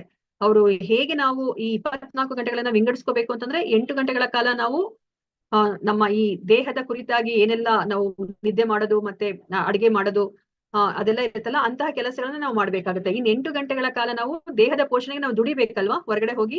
ಆ 8 ಗಂಟೆಗಳನ್ನ ಅದಕ್ಕೆ ಉಪಯೋಗಿಸ್ಬೇಕು. ಇನ್ನ 8 ಗಂಟೆಗಳ ಕಾಲ ನಾವು ಭಗವಂತನಿಗೆ ಕೊಡಬೇಕು ಅಂತ ಹೇಳ್ತಾರೆ. 8 8 8 ನಾವು ವಿಂಗಡಿಸ್ಕೋಬೇಕು. ನಾವು ನೋಡಿ 8 ಗಂಟೆಗಳ ಕಾಲ ನಾವು ಆಧ್ಯಾತ್ಮಿಕ ಕೆಲಸವನ್ನ ನಾವು ಮಾಡ್ಬೇಕಾಗತ್ತೆ. ಚಾಂಟ್ ಮಾಡೋದು, ಭಗವಂತನ ಪೂಜೆ ಮಾಡೋದು, ಭಗವದ್ಗೀತೆ ಭಾಗವತ ಓದೋದು, ಭಕ್ತರ ಸಂಘದಲ್ಲಿ ಇರೋದು, ದೇವಸ್ಥಾನಕ್ಕೆ ಹೋಗೋದು, ಇದನ್ನೆಲ್ಲವನ್ನ ನಾವು 8 ಗಂಟೆಗಳ ಕಾಲ ನಾವು ಪ್ರತಿ ದಿವಸ ನಾವು ಭಗವಂತನಿಗೆ ಕೊಡ್ಬೇಕು. ಆಗ ನಾವು ಆಧ್ಯಾತ್ಮಿಕ ಮಾರ್ಗದಲ್ಲಿ ಮುನ್ನಡೆಯಲಿಕ್ಕೆ ಸಾಧ್ಯ ಆಗುತ್ತೆ. ನೀವು ಗೃಹಸ್ಥನಾಗಿದ್ಕೊಂಡು ಹೇಗೆ ಆಧ್ಯಾತ್ಮಿಕ ಮಾರ್ಗದಲ್ಲಿ ಮುನ್ನಡೆಯಬೇಕು ಅಂತ ಹೇಳ್ಬಿಟ್ಟು ನಮ್ಗೆ ಭಕ್ತಿ ವಿನೋದ ಠಾಕೂರ್ ಅವರು ನಮ್ಗೆ ತಿಳಿಸಿಕೊಟ್ಟಿದ್ದಾರೆ. ಸೊ ನಾವು ಆ ಕಾಲವನ್ನ ನಾವು ಭಗವಂತನಿಗೆ ನಾವು ಕೊಡ್ಬೇಕಾಗುತ್ತೆ. ಮತ್ತೆ ಇವಾಗ ನಾವು ಭಗವಂತನಿಗೆ ನಮ್ಗೆ ಕಾಲವನ್ನ ಕೊಟ್ಟಾಗ ಏನಾಗುತ್ತೆ, ನಮ್ಗೆ ಭಗವಂತ ನಮ್ಗೆ ಏನೆಲ್ಲ ಅಡೆತಡೆಗಳು ಇರುತ್ತಲ್ವಾ ಅದೆಲ್ಲವನ್ನ ಹೋಗ್ಲಾಡಿಸ್ತಾ ಬರ್ತಾರೆ. ಅವ್ರು ನಮ್ಗೆ ಇನ್ನ ಹೆಚ್ಚು ಹೆಚ್ಚು ಸಮಯವನ್ನ ಅವ್ರು ನಮ್ಗೆ ಕೊಡ್ತಾರೆ. ಯಾಕಂದ್ರೆ ನಮ್ಗೆ ಇವಾಗ ಅಂದ್ರೆ ಯೂಸ್ಲೆಸ್ ಕೆಲ್ಸಗಳೆಲ್ಲಾನು ಸಹ ಸ್ಟಾಪ್ ಆಗೋಗ್ಬಿಡುತ್ತೆ. ಅವಾಗ ಏನಾಗುತ್ತೆ, ನಮ್ಗೆ ಇರೋ ಸಮಯ ಜಾಸ್ತಿ ಅನ್ಸುತ್ತೆ, ನಾವು ಹೆಚ್ಚು ಹೆಚ್ಚು ಕೆಲಸವನ್ನ ಮಾಡ್ಬೋದು. ಮತ್ತೆ ಕೃಷ್ಣನ ಭಕ್ತರು ಯಾವಾಗ್ಲೂ ಬುದ್ಧಿವಂತರು ಇರ್ತಾರೆ. ಕೃಷ್ಣ ಭಕ್ತ ಬಡಿ ಚತುರ ಅಂತ ಹೇಳ್ತಾರೆ.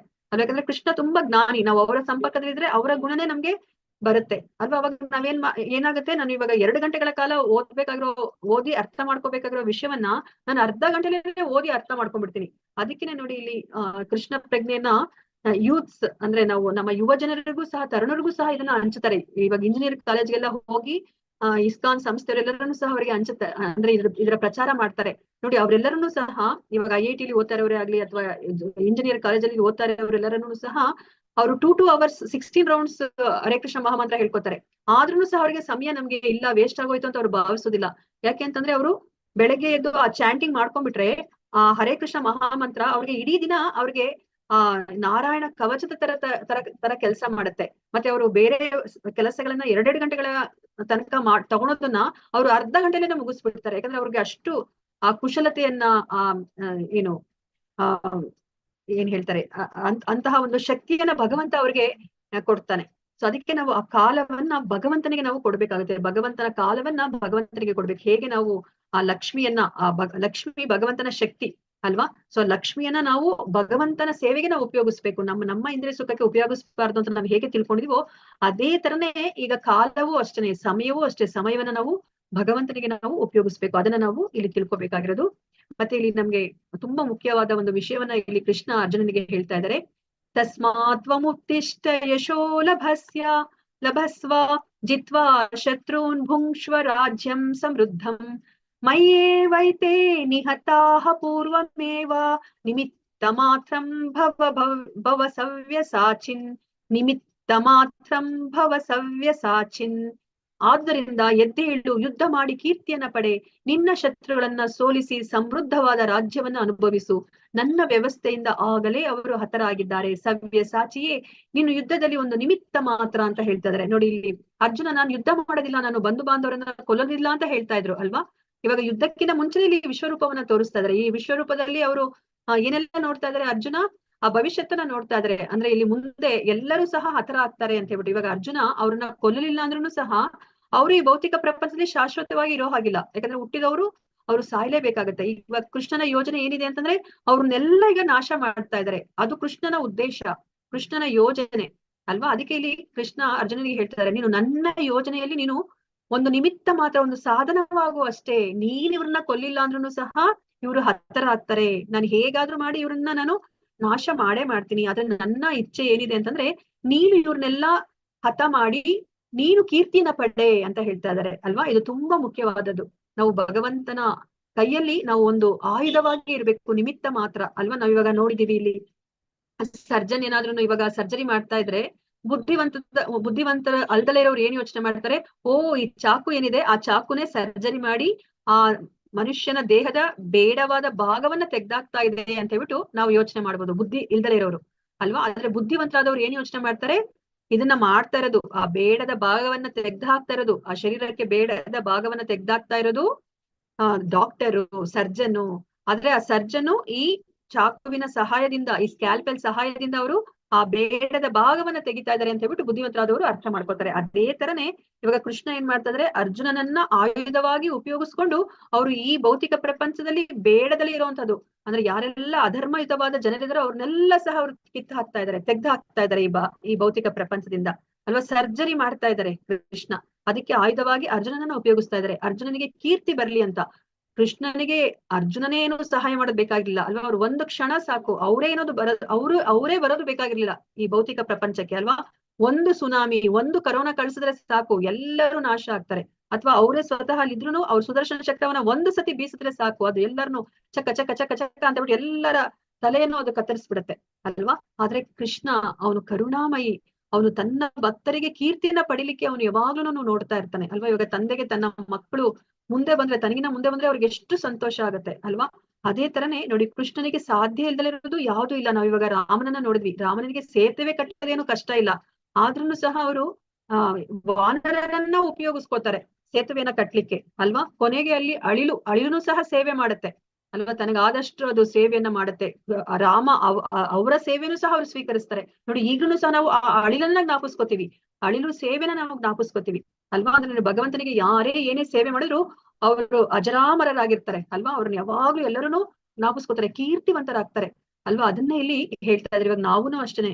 ಇವಾಗ ಚೈತನ್ಯ ಮಹಾಪ್ರಭುಗಳ ಇಚ್ಛೆ ಏನಿದೆ, ಯಾರು ಎಸಿ ಭಕ್ತಿ ವೇದಾಂತ ಪ್ರಭುಪಾದ ಅವರ ಇಚ್ಛೆ ಏನಿದೆ, ನಾಮಶಾಸ್ ಪ್ರಭುಜಿಗಳ ಇಚ್ಛೆ ಏನಿದೆ, ನಾವೆಲ್ಲನೂ ಕೃಷ್ಣ ಪ್ರಜ್ಞೆಗೆ ಬರ್ಬೇಕು. ನಾವೊಬ್ರೇ ಭಗವಂತನ ಲೋಕಕ್ಕೆ ಹೋಗ್ಬೇಕು ಅಂತ ಅವ್ರದ್ದು ಇಚ್ಛೆ ಇಲ್ಲ. ನಾವು ಬೇರೆಯವ್ರಿಗೆಲ್ಲ ಪ್ರಚಾರ ಮಾಡ್ಬೇಕು. ಯಾರನ್ನೇ ನಾವು ನೋಡ್ಲಿ, ಯಾರನ್ನೇ ನಾವು ಭೇಟಿ ಮಾಡ್ಲಿ, ಈ ತರ ಒಂದ್ ಕ್ಲಾಸ್ ನಡೀತಾ ಇದೆ, ನೀವು ಬನ್ನಿ ಅಟೆಂಡ್ ಮಾಡಿ, ನಾವಿದನ್ನ ಅಟೆಂಡ್ ಮಾಡಿ ನಾವು ತುಂಬಾ ಉಪಯೋಗವನ್ನ ಪಡ್ಕೊಂಡಿದೀವಿ. ಮನುಷ್ಯನಾಗಿ ಹುಟ್ಟಿದ ಮೇಲೆ ನಾವು ಈ ಜ್ಞಾನವನ್ನ ತಿಳ್ಕೊಳ್ಳೇಬೇಕು, ಇಲ್ಲಾಂದ್ರೆ ನಾವು ಬೆಕ್ಕು ನಾಯಿಗಳ ತರ ನಾವು ದೇಹವನ್ನ ನಾವು ತ್ಯಜಿಸ್ಬಿಡ್ತೀವಿ, ಸತ್ ಹೋಗ್ಬಿಡ್ತೀವಿ. ನೀವು ಬನ್ನಿ ಈ ಭಗವದ್ಗೀತೆನ ಕೇಳಿ ಅಂತ ಹೇಳ್ಬಿಟ್ಟು ನಾವೆಲ್ಲರನ್ನೂ ಸಹ ಪ್ರೋತ್ಸಾಹ ಮಾಡ್ಬೇಕು ಭಗವದ್ಗೀತೆಗೆ.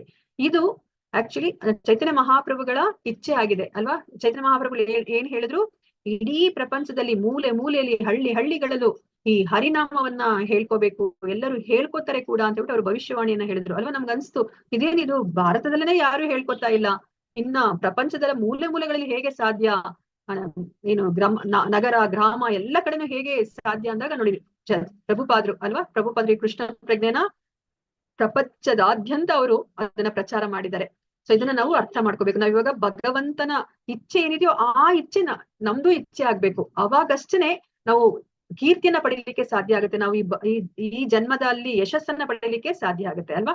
ನೋಡಿ ಇಲ್ಲಿ ಅರ್ಜುನನಿಗೆ ಕೃಷ್ಣ ಏನ್ ಹೇಳ್ತಾರೆ, ನನಗೋಸ್ಕರ ಯುದ್ಧ ಮಾಡು. ಹೌದು, ನಿನ್ಗೆ ಅವ್ರೆಲ್ಲ ಸ್ವಜನರ ಮೋಹ ಇದೆ, ನಿನಗೆ ಅವ್ರನ್ನೆಲ್ಲ ಕೊಲ್ಲಲಿಕ್ಕೆ ನಿನ್ಗೆ ಇಷ್ಟ ಇಲ್ಲ, ಆದ್ರೆ ನನಗೋಸ್ಕರ ನೀನು ಯುದ್ಧ ಮಾಡು, ಎದ್ದೇಳು, ನನಗೆ ಒಂದು ಆಯುಧವಾಗಿ ಇರು ನೀನು ಅಷ್ಟೇ ಅಂತ ಹೇಳ್ಬಿಟ್ಟು ಇಲ್ಲಿ ಹೇಳ್ತಾರೆ. ಅದೇ ತರ ನಾವು ಸಹ ಭಗವಂತನ ಇಚ್ಛೆಗೆ ಭಗವಂತನ ಇಚ್ಛೆಯೇ ನಮ್ಮ ಇಚ್ಛೆ ಆಗ್ಬೇಕು, ಆಗ ನಾವು ಯಶಸ್ಸನ್ನ ಪಡಿತೀವಿ. ಭಗವಂತನ ಇಚ್ಛೆ ಏನು, ನಾವೆಲ್ಲರೂ ಕೃಷ್ಣ ಪ್ರಜ್ಞೆಗೆ ಬಂದು ಬೇಗ ನಾವು ಗೋಲಕ ವೃಂದಾವನಕ್ಕೆ ಹೋಗ್ಬೇಕು ಅಂತ ನಾವ್ ಅಷ್ಟನ್ನ ಮಾಡಿದ್ರೆ ಸಾಕು, ನಾವು ಸಹ ಕೀರ್ತಿವಂತರಾಗ್ತೀವಿ ಮತ್ತೆ ಯಶಸ್ಸನ್ನ ನಾವು ಪಡಿತೀವಿ.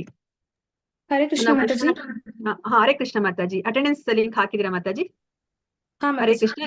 ಎಲ್ಲರೂ ಅಟೆಂಡೆನ್ಸ್ ಲಿಂಕ್ ಅನ್ನ ಹಾಕಿದ್ದಾರೆ ಭವ್ಯ ಮಾತಾಜಿ, ಎಲ್ಲರೂ ಪ್ಲೀಸ್ ಸಬ್ಮಿಟ್ ಮಾಡಿ. ಹರೇ ಕೃಷ್ಣ.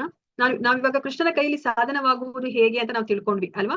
ಅಂದ್ರೆ ಕೃಷ್ಣನ ಇಚ್ಛೆ ನಮ್ಮ ಇಚ್ಛೆ ಆಗ್ಬೇಕು, ಅವಾಗ ನಾವು ಕೃಷ್ಣನ ಕೈಯಲ್ಲಿ ಸಾಧನವಾದಂಗ ಆಗುತ್ತೆ. ಇಲ್ಲ ನನ್ನ ಇಚ್ಛೆ ಅದಲ್ಲ ಕೃಷ್ಣ, ನಾನು ಎಂಜಾಯ್ ಮಾಡ್ಬೇಕು, ನನಗ್ ಗೊತ್ತಿಲ್ಲ ಮುಂದೆ ಇನ್ನೊಂದ್ ಜನ್ಮ ಇದೆಯೋ ಇಲ್ವೋ ಗೊತ್ತಿಲ್ಲ ಅಲ್ವಾ, ಯಾರು ಬಂದು ನನ್ಗೆ ಹೇಳಿಲ್ಲ, ನಾವ್ ನೋಡು ಇಲ್ಲ ಯಾರು ಬಂದಿರೋರ್ನು ಸಹ ಅದಕ್ಕೆ ನಾನು ಈ ಜನ್ಮ ನನ್ ಕಣ್ಮುಂದೆ ಏನಿದೆ ಅದನ್ನೇ ನಾನು ಸತ್ಯ ಅಂತ ನಂಬ್ತೀನಿ, ನನ್ನ ಇಂದ್ರಿಯ ಸುಖವನ್ನೇ ನಾನು ಅನುಭವಿಸ್ತೀನಿ ಅಂತಂದ್ರೆ ಆಗ ನಾವು ಭಗವಂತನ ಕೈಯಲ್ಲಿ ನಾವು ಸಾಧನ ಆಗ್ತಾ ಇಲ್ಲ ಅಲ್ವಾ. ಸೊ ಭಗವಂತನ ಇಚ್ಛೆ ಪ್ರತಿಯೊಬ್ಬರು ಗೋಲೋಕ ವೃಂದಾವನಕ್ಕೆ ಆದಷ್ಟು ಬೇಗ ಹೋಗ್ಬೇಕು. ನಾವಿಲ್ಲಿ ಕೃಷ್ಣ ಪ್ರಜ್ಞೆನ ನಾವು ನಮ್ಮ ಜೀವನದಲ್ಲಿ ಆಚರಣೆನ ಮಾಡ್ಬೇಕು ಅಂತ ನಾವು ಅದನ್ನ ಬೇಗ ಮಾಡ್ಬೇಕಾಗತ್ತೆ. ಆವಾಗ ನಾವು ಭಗವಂತನ ಕೈಯಲ್ಲಿ ಸಾಧನವಾಗ್ತೀವಿ.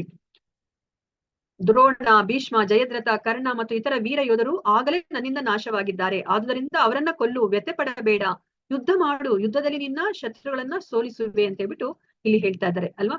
ಅಂದ್ರೆ ಇವಾಗ ಅವ್ರು ನೋಡ್ತಾರೆ ಅಲ್ವಾ, ಇವಾಗ ಭವಿಷ್ಯತ್ತನ್ನ ನೋಡ್ತಾ ಇದ್ದಾರೆ ಅವರು. ಎಲ್ಲರೂ ಸಹ ಹತರಾಗ್ತಾರೆ. ನೀನು ಅವ್ರನ್ನ ಕೊಲ್ತೀಯ ಅಂತ ಹೇಳ್ಬಿಟ್ಟು ವ್ಯಥೆ ಪಡಬೇಡ, ನಾನ್ ಅವಾಗ್ಲೇ ನನ್ನ ಯೋಜನೆಯಿಂದ ಅವ್ರನ್ನೆಲ್ಲರನ್ನೂ ಸಹ ನಾನು ಅವ್ರನ್ನ ನಾಶ ಮಾಡ್ಬಿಟ್ಟಿದೀನಿ. ನೀನು ಯುದ್ಧದಲ್ಲಿ ನೀನು ಶತ್ರುಗಳನ್ನ ಸೋಲಿಸ್ತೀಯಾ, ನೀನ್ ಎದ್ದೇಳು, ಯುದ್ಧ ಮಾಡು ಅಂತ ಹೇಳ್ಬಿಟ್ಟು ಇಲ್ಲಿ ಹೇಳ್ತಾ ಇದಾರೆ. ದ್ರೋಣಂಚ ಭೀಷ್ಮಂಚ ಜಯದ್ರಥಂಚ ಕರ್ಣಂ ತಥಾನ್ಯಾನ್ ಅಪಿ ಯೋಧ ವೀರಾನ್ ಮಯಾ ಹತಾಂಸ್ತ್ವಂ ಜಹಿಮಾ ವ್ಯತಿಷ್ಠ ಯುದ್ಧಸ್ವಚೇತಾಸಿ ರಣೇ ಸಪತ್ನಾನ್. ಸಂಜಯ ಉವಾಚ ಏತತ್ ಶ್ರುತ್ವಾ ವಚನಂ ಕೇಶವಸ್ಯ ಕೃತಾಂಜಲಿರ್ವೇಪಮಾನಃ ಕಿರೀಟಿ ನಮಸ್ಕೃತ್ವಾ ಭೂಯ ಏವಾಹ ಕೃಷ್ಣಂ ಸಗದ್ಗದಂ ಭೀತಃ ಪ್ರಣಮ್ಯ. ಸಂಜಯನು ಧೃತರಾಷ್ಟ್ರನಿಗೆ ಹೀಗೆ ಹೇಳಿದನು, ರಾಜನೇ, ದೇವೋತ್ತಮ ಪರಮಪುರುಷನ ಈ ಮಾತುಗಳನ್ನ ಕೇಳಿ ಅರ್ಜುನನು ಕೈಗಳನ್ನ ಮುಗಿದುಕೊಂಡು ನಡುಗುತ್ತಾ ಮತ್ತೆ ಮತ್ತೆ ನಮಸ್ಕಾರ ಮಾಡಿದನು. ಗದ್ಗದ ಕಂಠದಿಂದ ಭಯಭೀತನಾಗಿ ಶ್ರೀಕೃಷ್ಣನಿಗೆ ಹೀಗೆ ಹೇಳಿದನು ಅಲ್ವಾ. ನೋಡಿ, ಇವಾಗ ಅಲ್ಲಿ ಭವಿಷ್ಯತ್ತನ್ನ ಇವಾಗ ಅರ್ಜುನ ನೋಡ್ತಾರೆ ಅಲ್ವಾ. ಇದೇ ವಿಷಯವನ್ನ ಸಂಜಯ ಧೃತರಾಷ್ಟ್ರನಿಗೆ ಹೇಳ್ತಾ ಇದಾರೆ ಅಲ್ವಾ. ಇವಾಗ ಧೃತರಾಷ್ಟ್ರ ಬುದ್ಧಿವಂತರಾಗಿದ್ರೆ ಏನ್ ಮಾಡ್ಬೋದಾಗಿತ್ತು? ಹರೇ ಕೃಷ್ಣ, ಏನ್ ಮಾಡ್ಬೋದಾಗಿತ್ತು? ಇವಾಗ ಧೃತರಾಷ್ಟ್ರನಿಗೆ ಗೊತ್ತಾಗ್ತಿದೆ ಅಲ್ವಾ ಈ ಯುದ್ಧದಲ್ಲಿ ಭವಿಷ್ಯತ್ ಏನಾಗ್ಬೋದು ಅಂತ. ಇವಾಗ ಧೃತರಾಷ್ಟ್ರ ಏನಾದ್ರೂ ಒಂದು ಸ್ಟೆಪ್ಸ್ ಅನ್ನ ತಗೋತಾ ಇದ್ದಾರಾ ಇದನ್ನ ನಿಲ್ಲಿಸ್ಬೇಕು ಅಂತ ಹೇಳ್ಬಿಟ್ಟು? ತಗೊಳ್ಳಿಲ್ಲಲ್ಲ, ತಗೊಳ್ಳಲ್ಲ ಅವರು.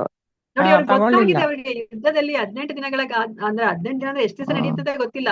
ಒಟ್ಟಲ್ಲಿ ಈ ಯುದ್ಧದ ಪರಿಣಾಮ ಅವ್ರಿಗೆ ಮೊದ್ಲೇ ಗೊತ್ತಾಯ್ತು, ವಿಶ್ವರೂಪದಲ್ಲಿ ಏನ್ ಕಾಣ್ತಾ ಇದೆ ಅಂತ ಹೇಳ್ಬಿಟ್ಟು. ಈಗ ಸಂಜಯ ನೇರವಾಗಿ ಧೃತರಾಷ್ಟ್ರನಿಗೆ ಹೇಳ್ತಾ ಇದ್ದಾನೆ. ಆದ್ರೂ ಧೃತರಾಷ್ಟ್ರದಲ್ಲಿ ಏನೂ ವ್ಯತ್ಯಾಸ ಇಲ್ಲ ಅಲ್ವಾ. ನಾವು ಆ ಧೃತರಾಷ್ಟ್ರನ ತರ ಆಗ್ಬಾರ್ದು ಅಲ್ವಾ. ನಾವ್ ಇವಾಗ ಭಗವದ್ಗೀತೆನ ನಾವು ಇಷ್ಟು ದಿನಗಳ ಕಾಲ ಕೇಳಿ ಕೃಷ್ಣ ಏನ್ ಹೇಳಿದಾರೋ ಅದನ್ನ ನಾವು ಮಾಡ್ಲಿಲ್ಲ ಅಂತಂದ್ರೆ ನಮಗೂ ಧೃತರಾಷ್ಟ್ರನಿಗೂ ಏನು ವ್ಯತ್ಯಾಸ ಇಲ್ಲ ಅಲ್ವಾ. ನಾವ್ ಇವಾಗ ಧೃತರಾಷ್ಟ್ರನ ನಾವು ಮೂದಲಿಸ್ತೀವಿ, ಅಯ್ಯೋ ಎಂತಹ ಅವಿವೇಕಿ ಅವನು, ಗೊತ್ತಾದ್ರೂ ತನ್ನ ಮಕ್ಕಳನ್ನೆಲ್ಲ ಕಳ್ಕೋತೀನಿ ಅಂತ ಗೊತ್ತಾದ್ರೂ ಓಡೋಗಿ ಯುದ್ಧವನ್ನ ನಿಲ್ಲಿಸ್ಲಿಲ್ವಲ್ಲ. ಒಂದು ಮಾತು ಹೇಳಿದ್ರೆ ಸಾಕಾಗ್ತಿತ್ತು ಅಲ್ವಾ. ನಾವ್ ನಿಮ್ಗೆ 5 ಗ್ರಾಮಗಳನ್ನ ಕೊಡ್ತೀವಿ ನಿಲ್ಸಿ ಅಂತ. ಆದ್ರೆ ಧೃತರಾಷ್ಟ್ರನಲ್ಲಿ ಏನು ಬದಲಾವಣೆ ಇಲ್ಲ ಅಲ್ವಾ. ನಾವ್ ಧೃತರಾಷ್ಟ್ರನ ತರ ಆಗ್ಬಾರ್ದು. ನಾವ್ ಇವಾಗ ಏನು ಜ್ಞಾನವನ್ನ ಪಡ್ಕೋತಾ ಇದೀವೋ ಅದನ್ನ ನಾವು ವಿಜ್ಞಾನ ಆಚರಿಸ್ಬೇಕಾಗತ್ತೆ. ಹೌದು, ಎಲ್ಲರನ್ನೂ ಸಹ ಒಂದೇ ಏನು ವೇಗದಲ್ಲಿ ನಾವು ಮುಂದುವರ್ಕೊಂಡು ಹೋಗ್ಲಿಕ್ಕೆ ಸಾಧ್ಯ ಇಲ್ಲ. ಒಬ್ಬೊಬ್ಬರದ್ದು ಒಂದೊಂದು ವೇಗ ಇರುತ್ತೆ. ಆದ್ರೆ ನಾವು ಒಂದು ಹೆಜ್ಜೆನಾದ್ರೂ ನಾವ್ ಇಡ್ಬೇಕಾಗತ್ತೆ ಅಲ್ವಾ. ಒಂದು ಹೆಜ್ಜೆ ನಾವ್ ಇಟ್ರೆ ಭಗವಂತ ನಮ್ಗೆ ಬುದ್ಧಿ ಯೋಗವನ್ನ ಕೊಡ್ತಾರೆ, ಅವರು ಮಾರ್ಗವನ್ನ ತೋರಿಸ್ತಾರೆ. ನೀವು ಹೇಗೆ ಈ ನನ್ನ ಬಳಿಗೆ ಬರಬಹುದು ಅಂತ ಹೇಳ್ಬಿಟ್ಟು ಅವ್ರೇ ನಮ್ಗೆ ಜ್ಞಾನವನ್ನ ನಮ್ಗೆ ಕೊಡ್ತಾರೆ. ಸೊ ಸಂಜಯನು ಧೃತರಾಷ್ಟ್ರನಿಗೆ ಹೀಗೆ ಹೇಳಿದನು, ರಾಜನೇ, ದೇವೋತ್ತಮ ಪರಮಪುರುಷನ ಈ ಮಾತುಗಳನ್ನ ಕೇಳಿ ಅರ್ಜುನನು ಕೈಗಳನ್ನ ಮುಗಿದುಕೊಂಡು ನಡುಗುತ್ತಾ ಮತ್ತೆ ಮತ್ತೆ ನಮಸ್ಕಾರ ಮಾಡಿದನು. ಗದ್ಗದ ಕಂಠದಿಂದ ಭಯಭೀತನಾಗಿ ಶ್ರೀಕೃಷ್ಣನಿಗೆ ಹೀಗೆ ಹೇಳಿದನು ಅಲ್ವಾ. ಸೊ ಕೃಷ್ಣನ ಈ ಮಾತನ್ನ ಕೇಳ್ಬಿಟ್ಟು ಅವ್ರು ಭಯಭೀತರಾಗ್ತಾರೆ, ಎಲ್ಲರೂ ನಾಶ ಆಗಿ ಹೋಗ್ತಾರೆ.